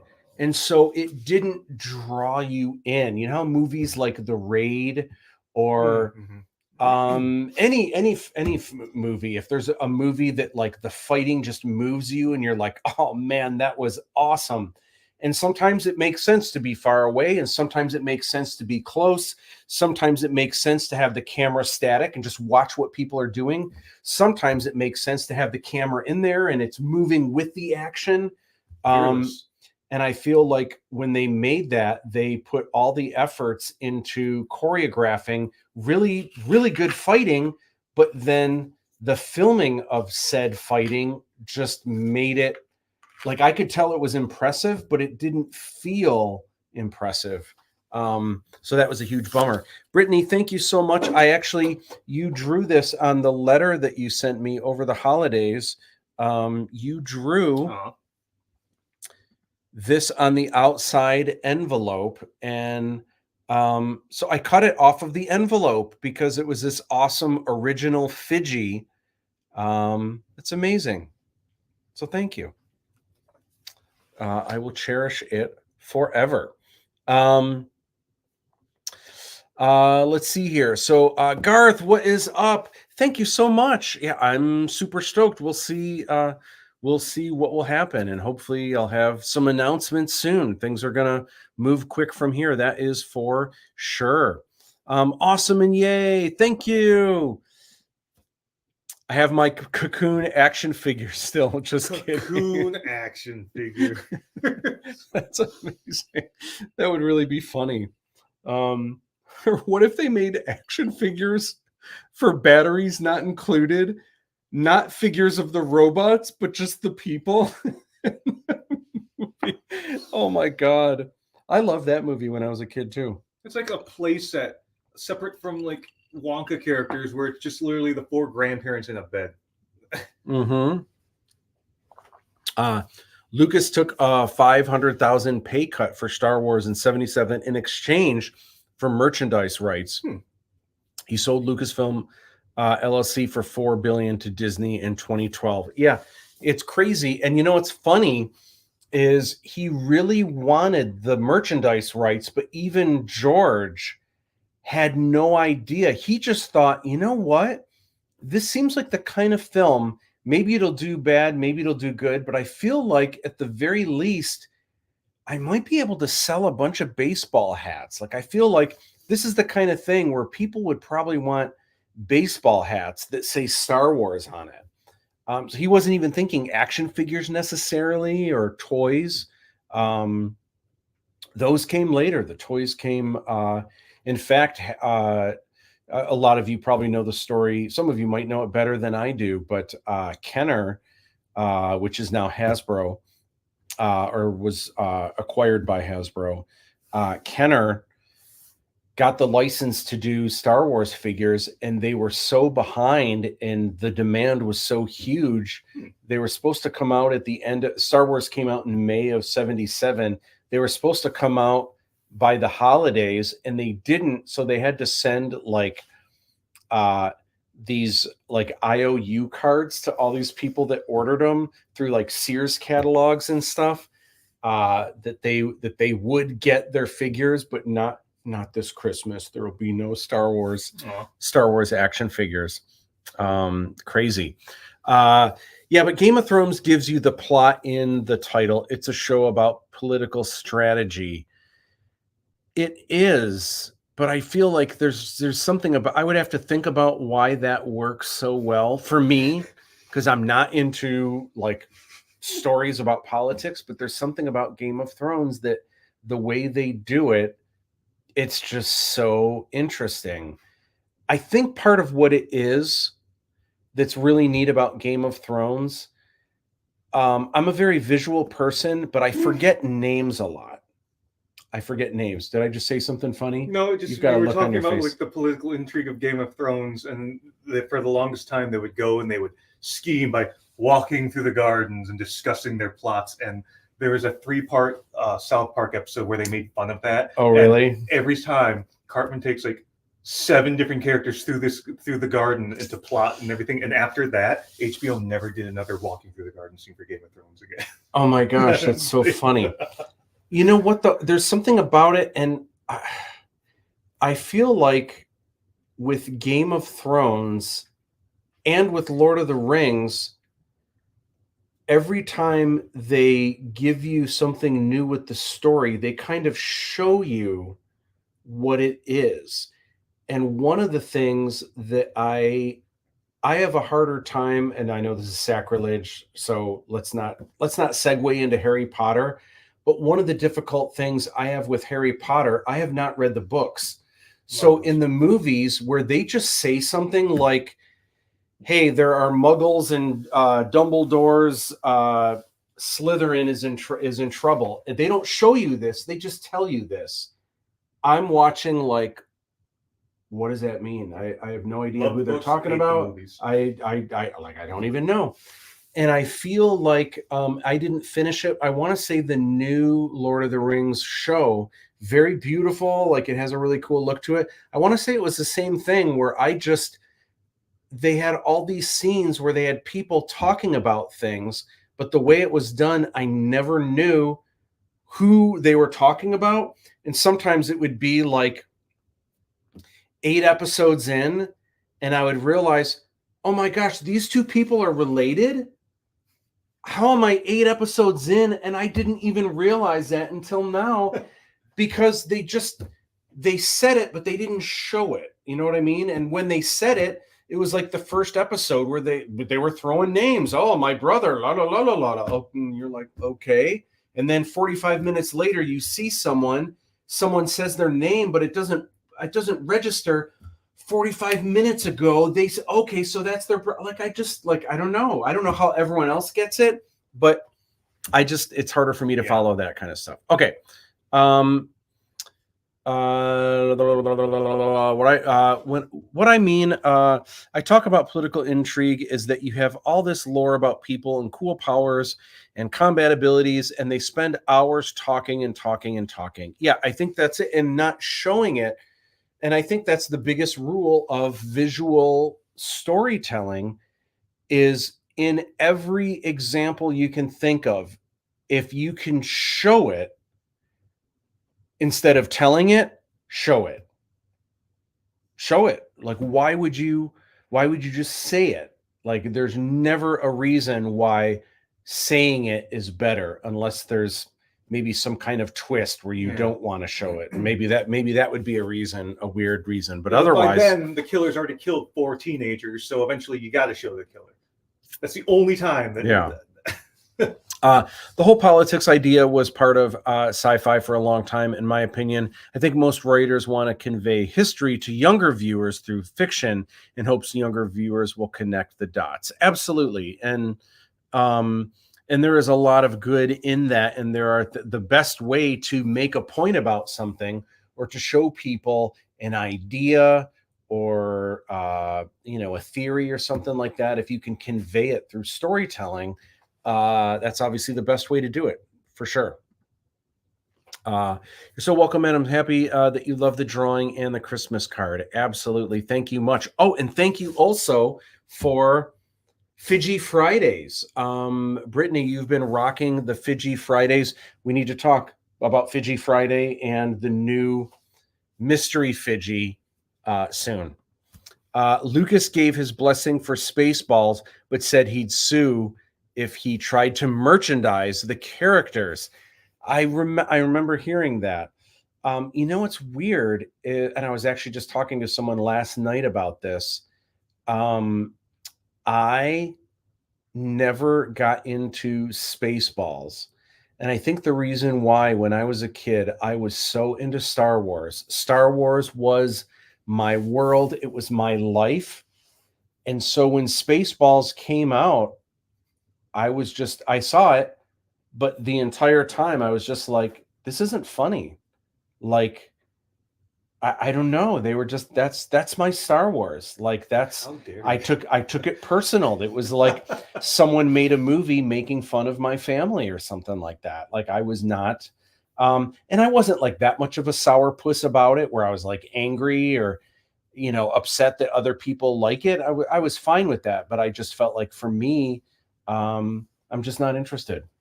I don't know. but that is interesting about the merchandising, and that also maybe is, it's interesting because you actually would have the right to make merchandise of satire. You know what I mean? Like even Hollywood is Dead and Lucasfilm has told me flat out that I can do things with Hollywood is Dead and the zombie wars and the whole bit. So it's interesting how all of that works. But anyway, glad to have you back. Mattel turned down Lucas, so they came back. So they came back with He-Man, which was an earlier toy line called Big Jim. What? Yeah, I never saw the there was one of those The Toys That Made Us episodes on Masters of the Universe, and Big Jim and the Bro Force. The Bro Force. Don't read the books. Find audiobooks online that Stephen Fry narrates. He does an amazing job. I've heard that. They are great books. The movies drag for me. Casey really likes the audiobooks of those. Hello, sorry for bothering you in the promotion channel. Okay. Boo. It wasn't Yogurt the Great. It was just plain yogurt. So yeah. Okay. I want to talk real quick about Fiji Fridays. As you guys know, we've been rocking the Fiji Fridays, where now that you guys have, or most of you have, your Fiji designer toys. So the goal now is to take photos of your Fiji friends, and on Fridays, just to kind of make it a fun thing and have it be like a special day of the week. Thursdays are like Throwback Thursdays, right? Mondays are Man Crush Monday, Woman Crush Wednesday, and I am staking claim on Fiji Friday. So please continue to take your Fijis around on adventures. There's all kinds of really fun things that you can do with these. You can get them wet. The paint doesn't leak or come off. These are almost indestructible. A small kid can probably pull the arms off, and if so, you can just super glue them back on. Otherwise, they're pretty indestructible. And so I've gotten some good photos through my travels. I'm going to continue to share new Fiji Fridays every Friday. And I can't wait to see the adventures that you take these guys on as well. They're cool because they're relatively small, so you can take them to work. Take Fiji to work day. You have a weight to them too. And good. yeah, they're nice, and I mean they're indestructible. So if you're traveling, if you're going on vacation, be sure to take them with you, and they're just a lot of fun. So I appreciate everyone that already has been participating with Fiji Friday. So one of the things that I wanted to chat about is this cat right here. This is the new mystery Fiji. Now, I've been mentioning the whole time, when you guys see the new mystery Fiji, a lot of people are probably just going to be like, oh, that's it? It's just like these earth tones? Okay. Wow. Okay. So I want to talk a little bit about what this mystery Fiji is, how it came to be, and also I want some opinions from you guys. So first of all, I want to know, does anyone know what this is, or what this represents, or what it should be? There's also something different about this. Obviously, it's different colors from the rest of the Fijis, but there is something different about this Fiji than any of the other Fijis. James, do you know? Do you have any ideas? I do have an idea. It's the first thing I went to because a lot of my pins share that kind of thing. Yeah.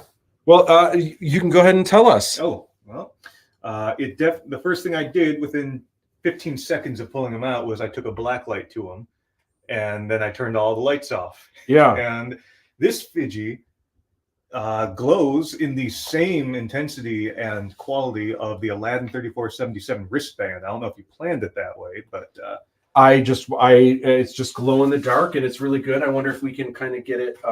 It hasn't been in light that much here, and the only thing that glows is the lights on Fidji's head. So his eyes glow, lights in the head, and then all the buttons on kanji top. on the back. Oh, the kanji on the back does? Yes, it does. And then a couple little pieces on the front of them. So really, did you not notice? I want to say that I wanted that, but for real, it does. It absolutely does. I actually even have a picture of it. What? All right, I got to see this.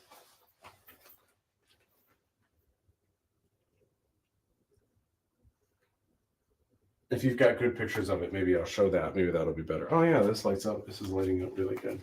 We just the back. So you can see it here. I don't see the back lighting up. Maybe I didn't hold it in the light. What? Oh my gosh. Mm-hmm. That's so cool. So your Fidji's glow. Oh my gosh. I didn't know. I want to say that here's the crazy thing. I asked for that and they said it was really expensive. They quoted me and I was like, because it's actually really expensive to do glow in the dark on these figures. So I was like, let's just do the eyes and all the buttons on top, all the parts that actually would light up. But originally I did want the kanji to glow and I did want some of the buttons to glow. So I can't believe that it does that. That's so cool. And it's weird because the kanji on the back is black. Yeah, right. So how does it glow in the dark? That's crazy. Yeah, I had to check every single angle of Fidji. Like, well, this glows. I want to know where else glows. Okay, so let's go take a look in the darkness here.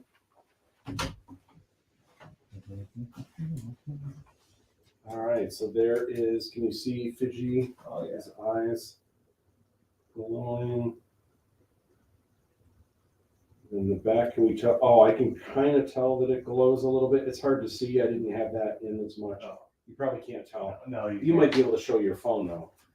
Show that. That is really cool. I didn't realize that the. You always got to check every inch. So I wonder if something got lost in translation and they gave me the glow in the dark on the back anyway. I actually made this black on the back because I didn't think we were doing the glow in the dark. So they must have. I'm honestly surprised the black actually could glow. You know? So. Yeah, that's wild.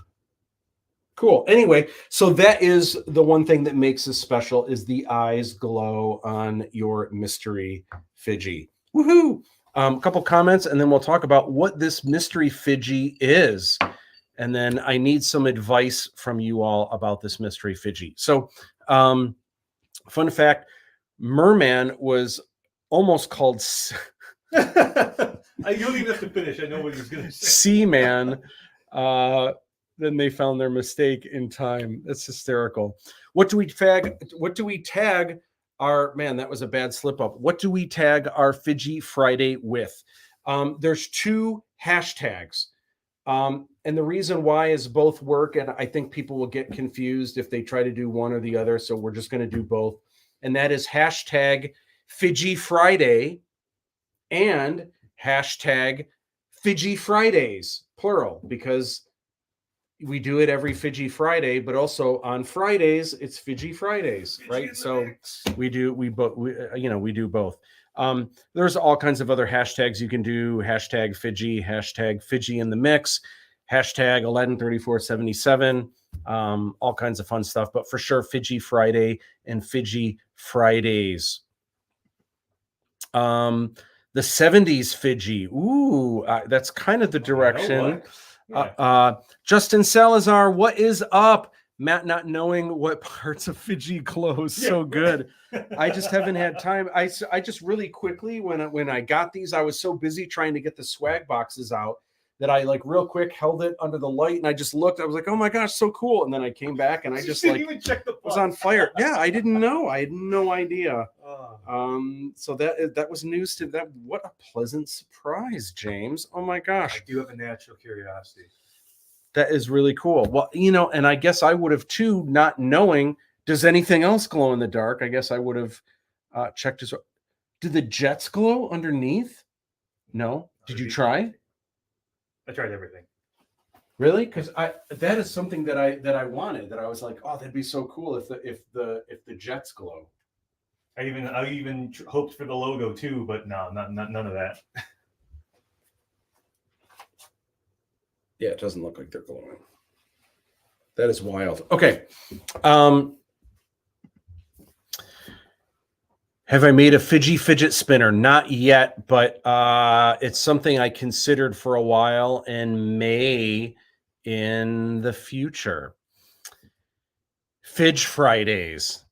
Fridays.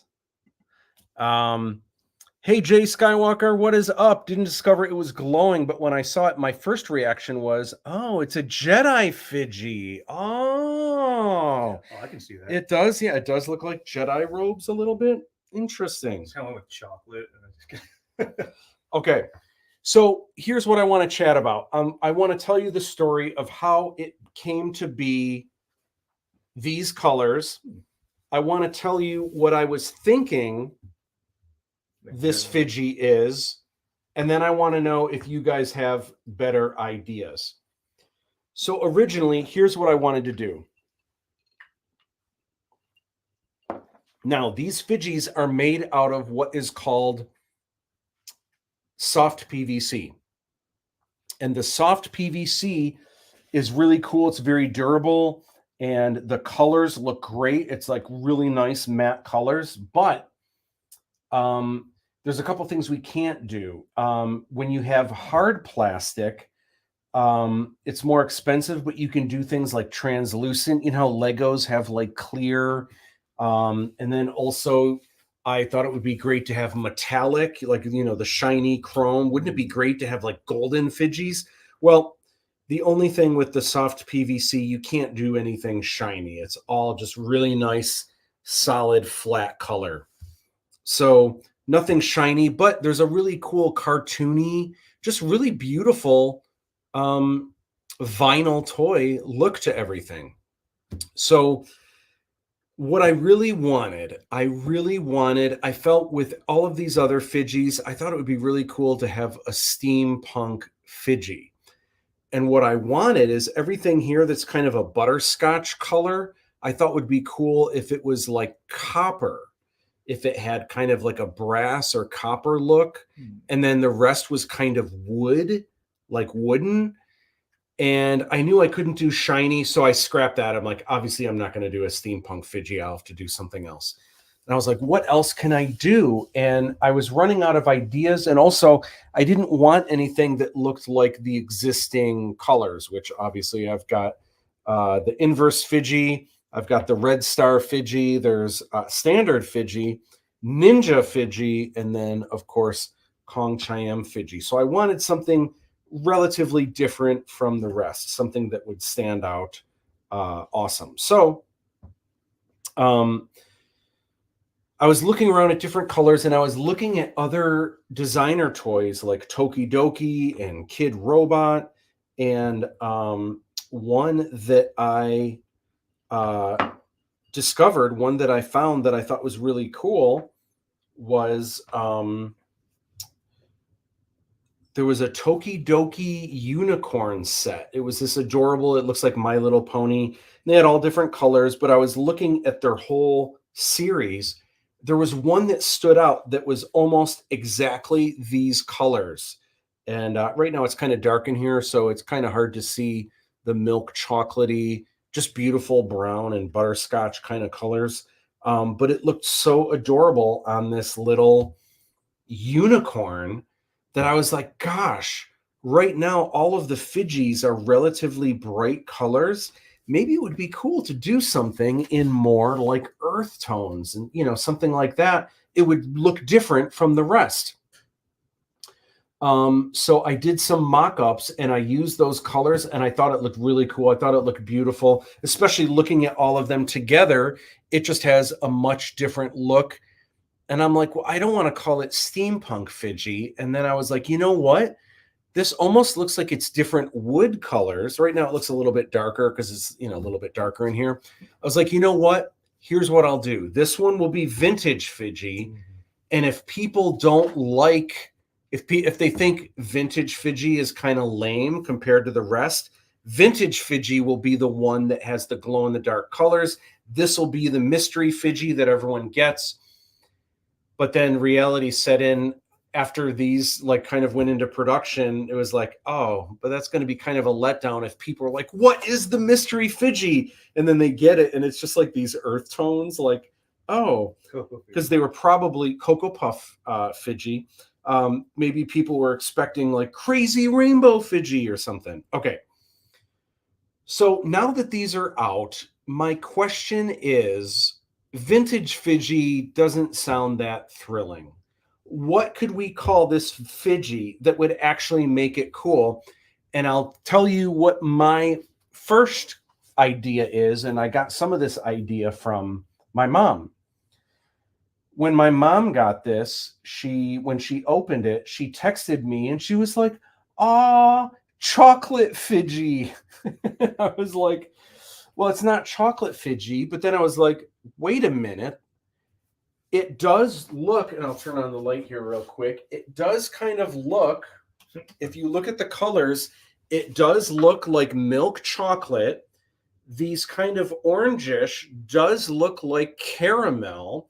And then these yellowish do look like butterscotch. Maybe this is like dessert Fiji or something like that. So I started thinking maybe dessert Fiji, or maybe there's something better to call it. I don't know, chocolate deluxe or Snickers Fiji. I don't know. Snickers Fiji. But then someone else was saying, oh, it should be coffee Fiji.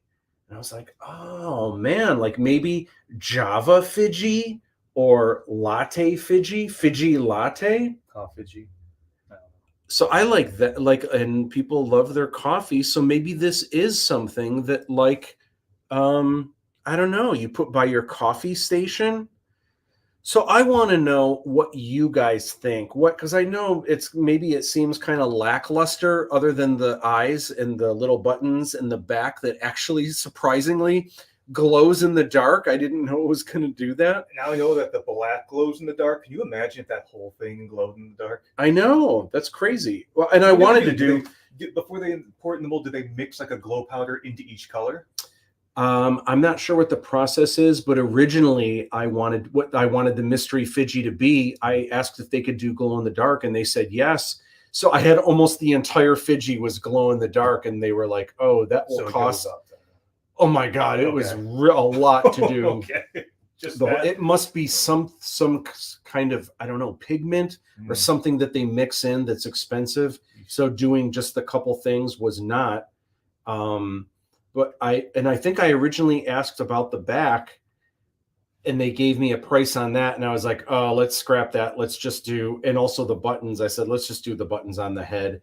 So then I changed the color back to black, but there must have been something lost in translation where they put it does not. They put it on there anyway. Lose any kind of luster. I'll tell you that much. Yeah, that's so cool. Okay, so anyway, I want to know from you guys, what should we call this Fiji? Because it hasn't been printed on any of the boxes or anything. What do you think? Vintage Fiji, steampunk? It doesn't really look steampunk though. So, and we might do a steampunk Fiji later that actually has shiny parts if we do like a harder plastic. But is this vintage Fiji? Is this dessert Fiji? Is this, if we go the coffee route, is coffee Fiji sound good? Do you like Java Fiji, or do you like Fiji latte? What does this look like to you? James, or do you have any other ideas? I mean, I did think of like chocolate or fudge or something like that when I first opened it. So I'm in it for any kind of dessert-esque names. DTE says he's almost pretzel and mustard in the current lighting. Oh, or honey mustard and onion or something. Honey mustard. Earth tones dominate in this area as the Earth movement begins in earnest in 1970 with the first Earth Day. Beige, rust, avocado, harvest gold, mustard yellow, earthy brown play together in patterns. Yeah. maybe Harvest Fiji. Bavarian Fiji. I don't know. Franken with Fiji. I like that. Oh my gosh. DTE says cocoa and peanut butter fudgy. Fudgy. That's hysterical. My gosh, chocolate and peanut butter. Reese's Fiji. Reese's fudgy. Ooh, I like this. Toffee Fiji. See, I love toffee though. Would people like toffee Fiji more or coffee Fiji more? My dad says mocha. Mocha Fiji. Love Java Fiji. Java Fiji is cool for sure. Fiji Reese's cup commercial. Did you get your droid in my peanut butter? You got your peanut butter on my droid. This is delicious. Fiji's peanut butter cup. Gosh, maybe is it peanut butter cup? It kind of is peanut butter and chocolate. Gosh. Or what are some other peanut butter and chocolate candy? I guess Truffle Fiji. Reese's peanut butter is the big one. Reese's Pieces. Fiji's Pidgeys. Butterfinger Fiji. I don't know. Mama Rick says, love the word Java. Fiji bean. That's good. Ethnically diverse Fiji.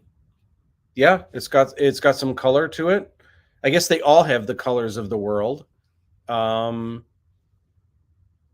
not opposed to that for sure. Fiji frappe. My mom says mother knows best. And I think she went with chocolate Fiji at first, which I like. And it does really have a milk chocolatey look to it. But I feel like it also has butterscotch and caramel. So I wish there was a good, like, Milky Way Fiji. Like little marshmallow, little white bits. It does. But that maybe goes to hot chocolate, where there's like little floating mini marshmallows. just chocolate Easter Fiji. Interesting. Well, I'm curious what you guys think. What would be the best? Maybe what I need to do is make a poll, and maybe this Fiji Friday, maybe I'll put photos of this online with the hashtags Fiji Friday, and maybe I'll look for some comments and see what people like the best, or if they have other ideas between like latte Fiji and he glows. So and you all could the even things. go like a brown, orangish, rustish, and he glows. It's like radio. It could be Fallout Fiji for all we know. Like we don't know. You know, there's so many. Yeah, but Fiji Friday, so can't wait. You guys have to join in with all of the fun. So let me breeze through real quick the rest of what's in this. Soon I'm going to be releasing. There's a commentary. I'm going to have a full audio book of the official collector's edition. Oh, we do have something else to go over. Do you have a little bit of time, James? Where am I going? Okay. So this is fun. We last episode that we had the final box of Brandon Sanderson's Year of Sanderson. He did a world record Kickstarter, which pulled in 41.3 million. Or is it 43.1? I think it's 41.3 million. A lot of millions. It's a lot of millions. The biggest Kickstarter ever. And we did look at the last swag box last time we met, but I forgot there was one in November that we never went through. Yeah. So I actually have another. We thought we were done with the Brandon Sanderson. We have one more Brandon Sanderson epic swag box. Now, I gotta say, for these swag boxes, I was disappointed at first. I think the first one or two that we went through, I kind of felt like, man, for all those millions of dollars, I felt like there was only like 3 things in there, and I felt like the quality wasn't that great. Progressively over the months, the items got better and better and better. So I feel like the swag box game improved for sure. Anyway, let's take a look. You are not worse for your association with the world, but it is better for its association with you. So there's always a quote, a different quote on the inside of each one. I don't know why. I think this is dragon paper. It just has kind of a weird scaly kind of thing on each one. All right, what have we here? Well, first of all, we have, of course, a pin. Oh, look at that. One is... Oh, that's got cool sparkles in the hair, too. Is there a ghost? Or... I don't know. Sill? Huh. 11 sill? Anyway, and this one, as per usual, only one pin backing. Boo! That's the quality there is a little bit of a letdown.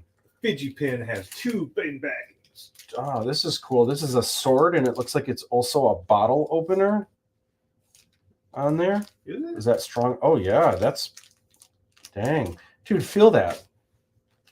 Oh, geez. It's got some weight to it, right? That could go on your rap sheet. This here is Stormlight Talm. This looks like one of those painted figures, a figure that you paint. Talm miniature. Gonna tear Oh, it. this is a bonus. It's a bonus. Yeah, this is a secret swag box edition. Dang. So this is a figure that I don't know how people paint. I mean, I'm an artist and I paint stuff all the time. I'm always blown away by what people can do painting these figures, but you would have to have like a magnifying glass and like a teeny tiny brush. And it's hard to paint on top of little things like this. That's crazy. Look at that. You can even see the individual fingers. That's bananas. Like if you get the high quality resin for your printer, you can print all those details. There are guys on Fiverr who their whole service is, I will paint any and all of your miniatures. You send it to some guy. How did I do this? Oh, there we go. Wow. And then let's see what else is in here. There's more. There's more stuff in here. This is air fresheners for your car. What? I can't smell them, but yeah, air fresheners. That is a sizable artwork air freshener. I actually considered, I looked into getting air fresheners. There was a company I found that made air fresheners, and they were reasonably priced. But I couldn't think of anything, ALADDIN 3477, where people would want an air freshener that smells like something. Like, do you really want orange, leather, and rain? I mean, Fidgy could smell like... I guess. Or it could smell like oil. Well, I mean, you know, he doesn't have to Fidgy could smell like... He could smell like a creamsicle. Oh, I didn't think of that. The Sky Sail could smell like, I don't know... strawberry something. Ocean breeze or something. Like something breezy, airy. Dude, I should have consulted. Like every man scent, like sandalwood, leather, and vanilla. Like every single masculine scent from any cologne ever. Yeah. And then what is this? Oh my gosh, is this a leather satchel or a pleather satchel? What is this? Faux leather. Yeah. It's faux leather. Faux leather. Fox leather. Oh wow! So this attaches to your belt. Interesting. My gosh, look at that! Feel the plastic. It's got a pocket in the front. Pocket change. It's a nice pocket. Satchel, air fresheners, bottle opener. This is a very versatile... this hooks up to. This could almost be a backpack. Oh, and I wonder if it has backpack things in it. There's a nice secret pocket. I don't know if that's secret, but a pocket in the back. And then on the inside, look at this. There's hooks to... I don't know what the theme of this box is. It's all over the place. Oh, look at this. It does have straps so that you can hang it like a purse. And then on the inside, it looks like this attaches. Look at this. There's an actual, it's almost like a little money purse on the inside. Oh, hey. I don't know if you can kind of see Yeah, that. yeah. It's like a little purse that's stuck in there. I don't know what, it's very soft too. Like, what would you put in there? Like your glasses or something? It's got a really... Because every box had like a theme to its contents, and this one is just very interesting. Oh my gosh. And here's the, this is like... Oh yeah, the salt? Yeah. And then there's another, okay, this is where the pocket change goes. In here, there's a little coin thing. This is really nice. Oh my gosh. Dang. This is cool. Wow. Man, they didn't disappoint with their swag boxes. And also, he did 8 swag boxes. And it was a year of Sanderson, 4 books during 4 of the months, and then 8 swag boxes during 8 of the months. Wow. Oh my gosh, whatchamacallit, or Take 5. Remember whatchamacallit, candy bars? And Take 5, I love those Take 5s. Oh my gosh. The one with the pretzel in it?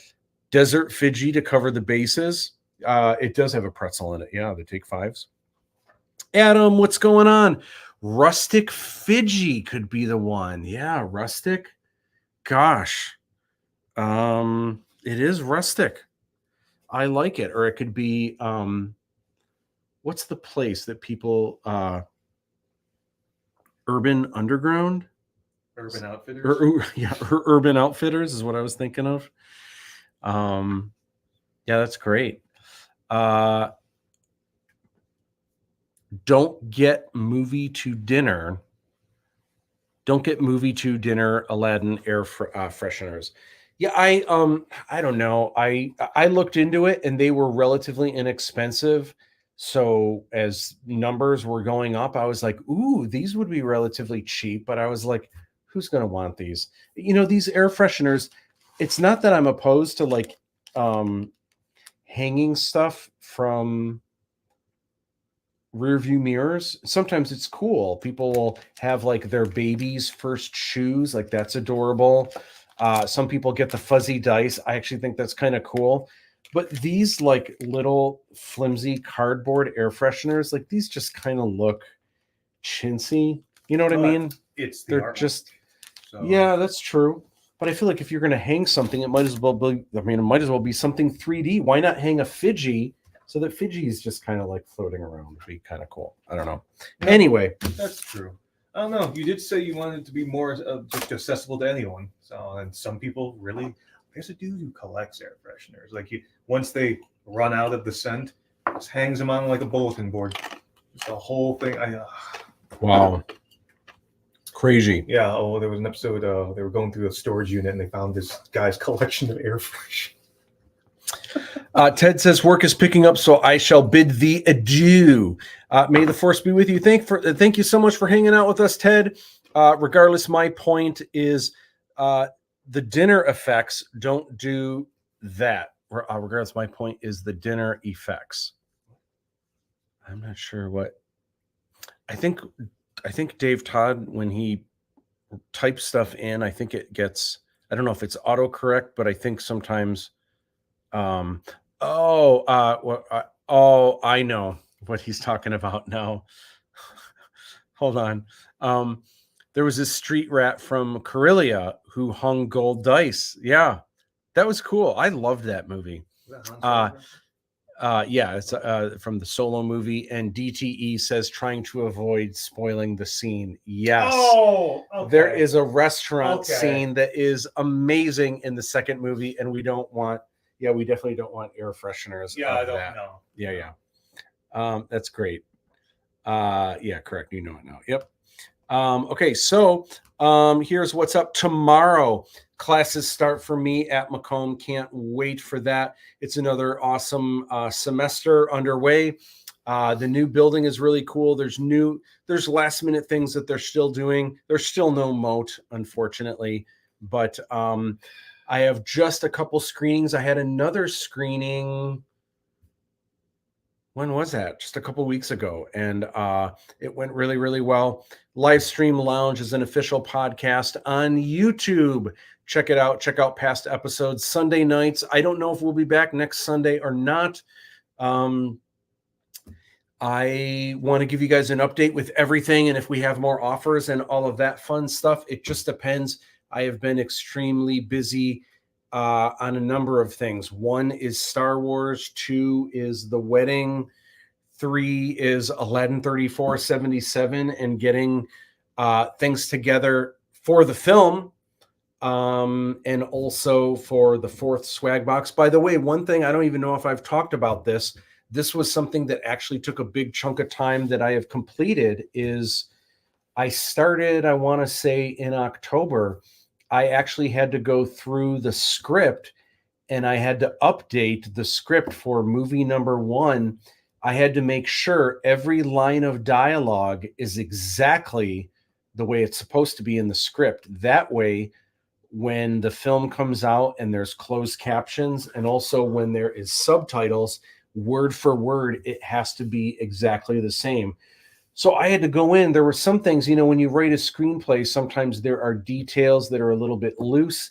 And definitely, I was surprised how different the dialogue actually was. Some of it was, most of it was because a lot of times actors, when they get into the scene, like they have their lines memorized, but sometimes when you're doing it, they just, sometimes the words will switch, or they'll drop a word, or they'll add a word that wasn't really there. And when I was directing, if it felt real and if it like worked within the story, I probably didn't complain about it too much, or I might have corrected them, but maybe it wasn't anything that was that big of a deal. And then in the editing room, it was just about what works the best. Where do I feel it the most? Where does it work? Not only what they said, but how does it work with what you see before that and what you see after that? So the end result, I was shocked going through the script, how different almost every line of dialogue was. It was kind of bananas. Anyway, that actually took a while. Now, in between getting swag boxes out and everything else that I've been working on, but that was, I think, it took me about 3 months. Again, I'm also a professor. I'm also doing these live streams.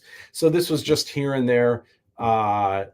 Nights when I'd wake up at 3 a.m, I'd come down, check my email, and like, everything's cool, everything's good to go. Oh, you know what? I should probably work on the script. And I put a couple hours into getting another 10 pages through that screenplay. But that is complete. I got that together. But still, there is more work to do. So anyway, real exciting. Cannot wait to have more info and hopefully some big news soon.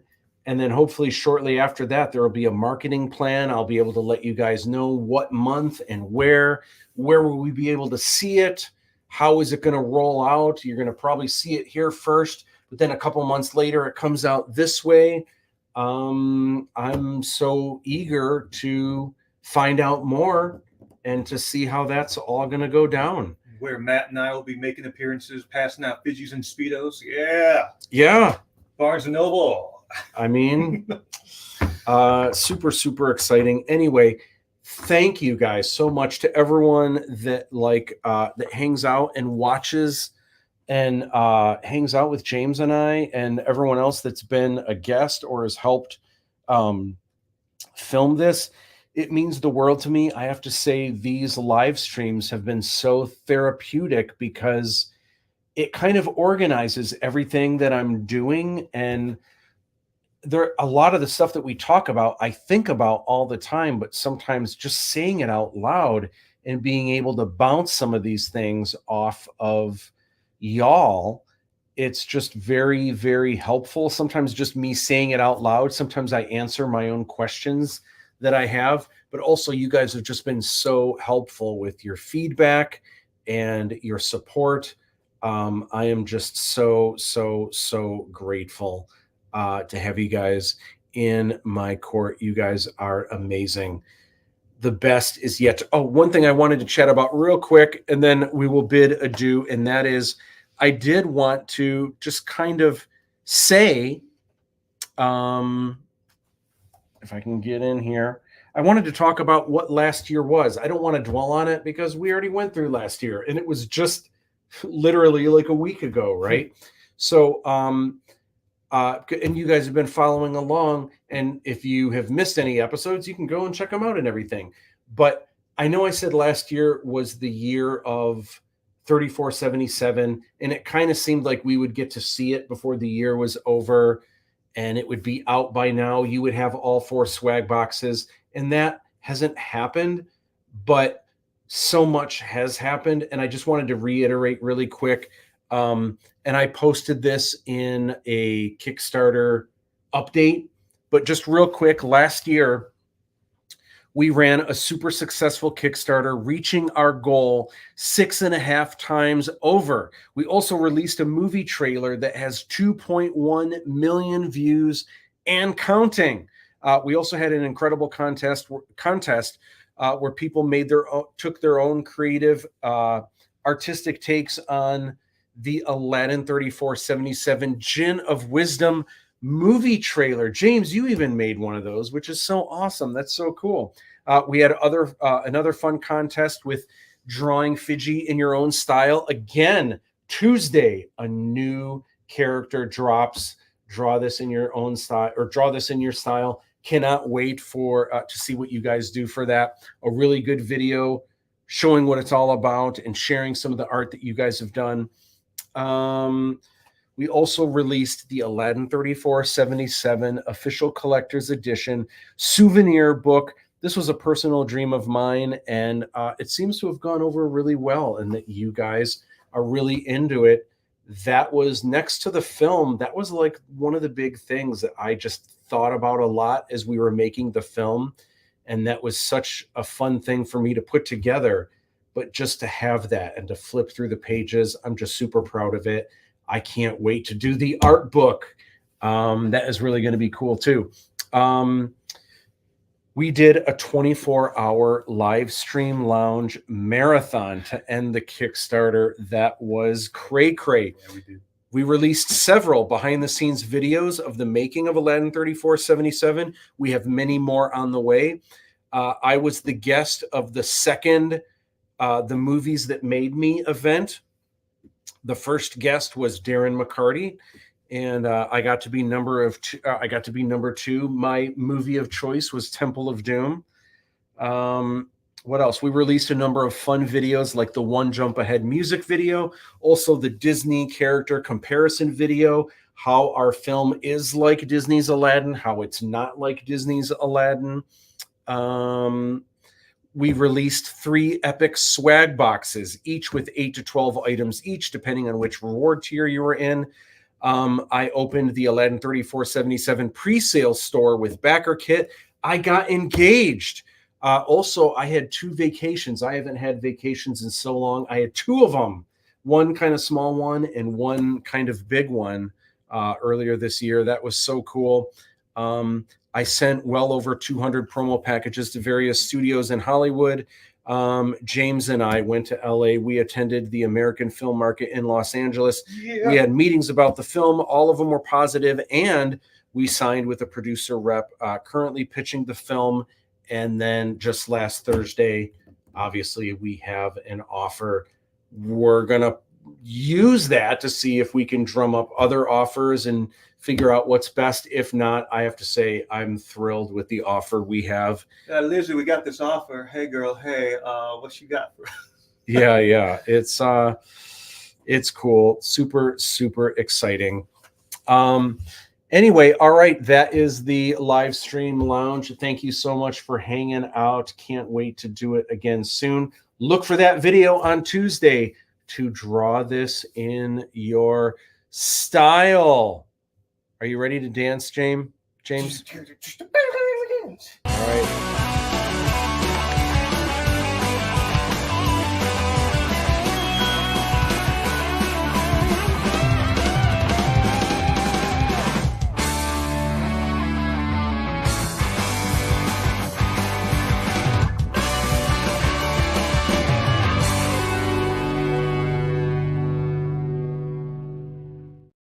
Darren McCarty picked Gladiator, Okay. which makes sense. Okay. All right, I'm gonna end the stream right now. Oh wait,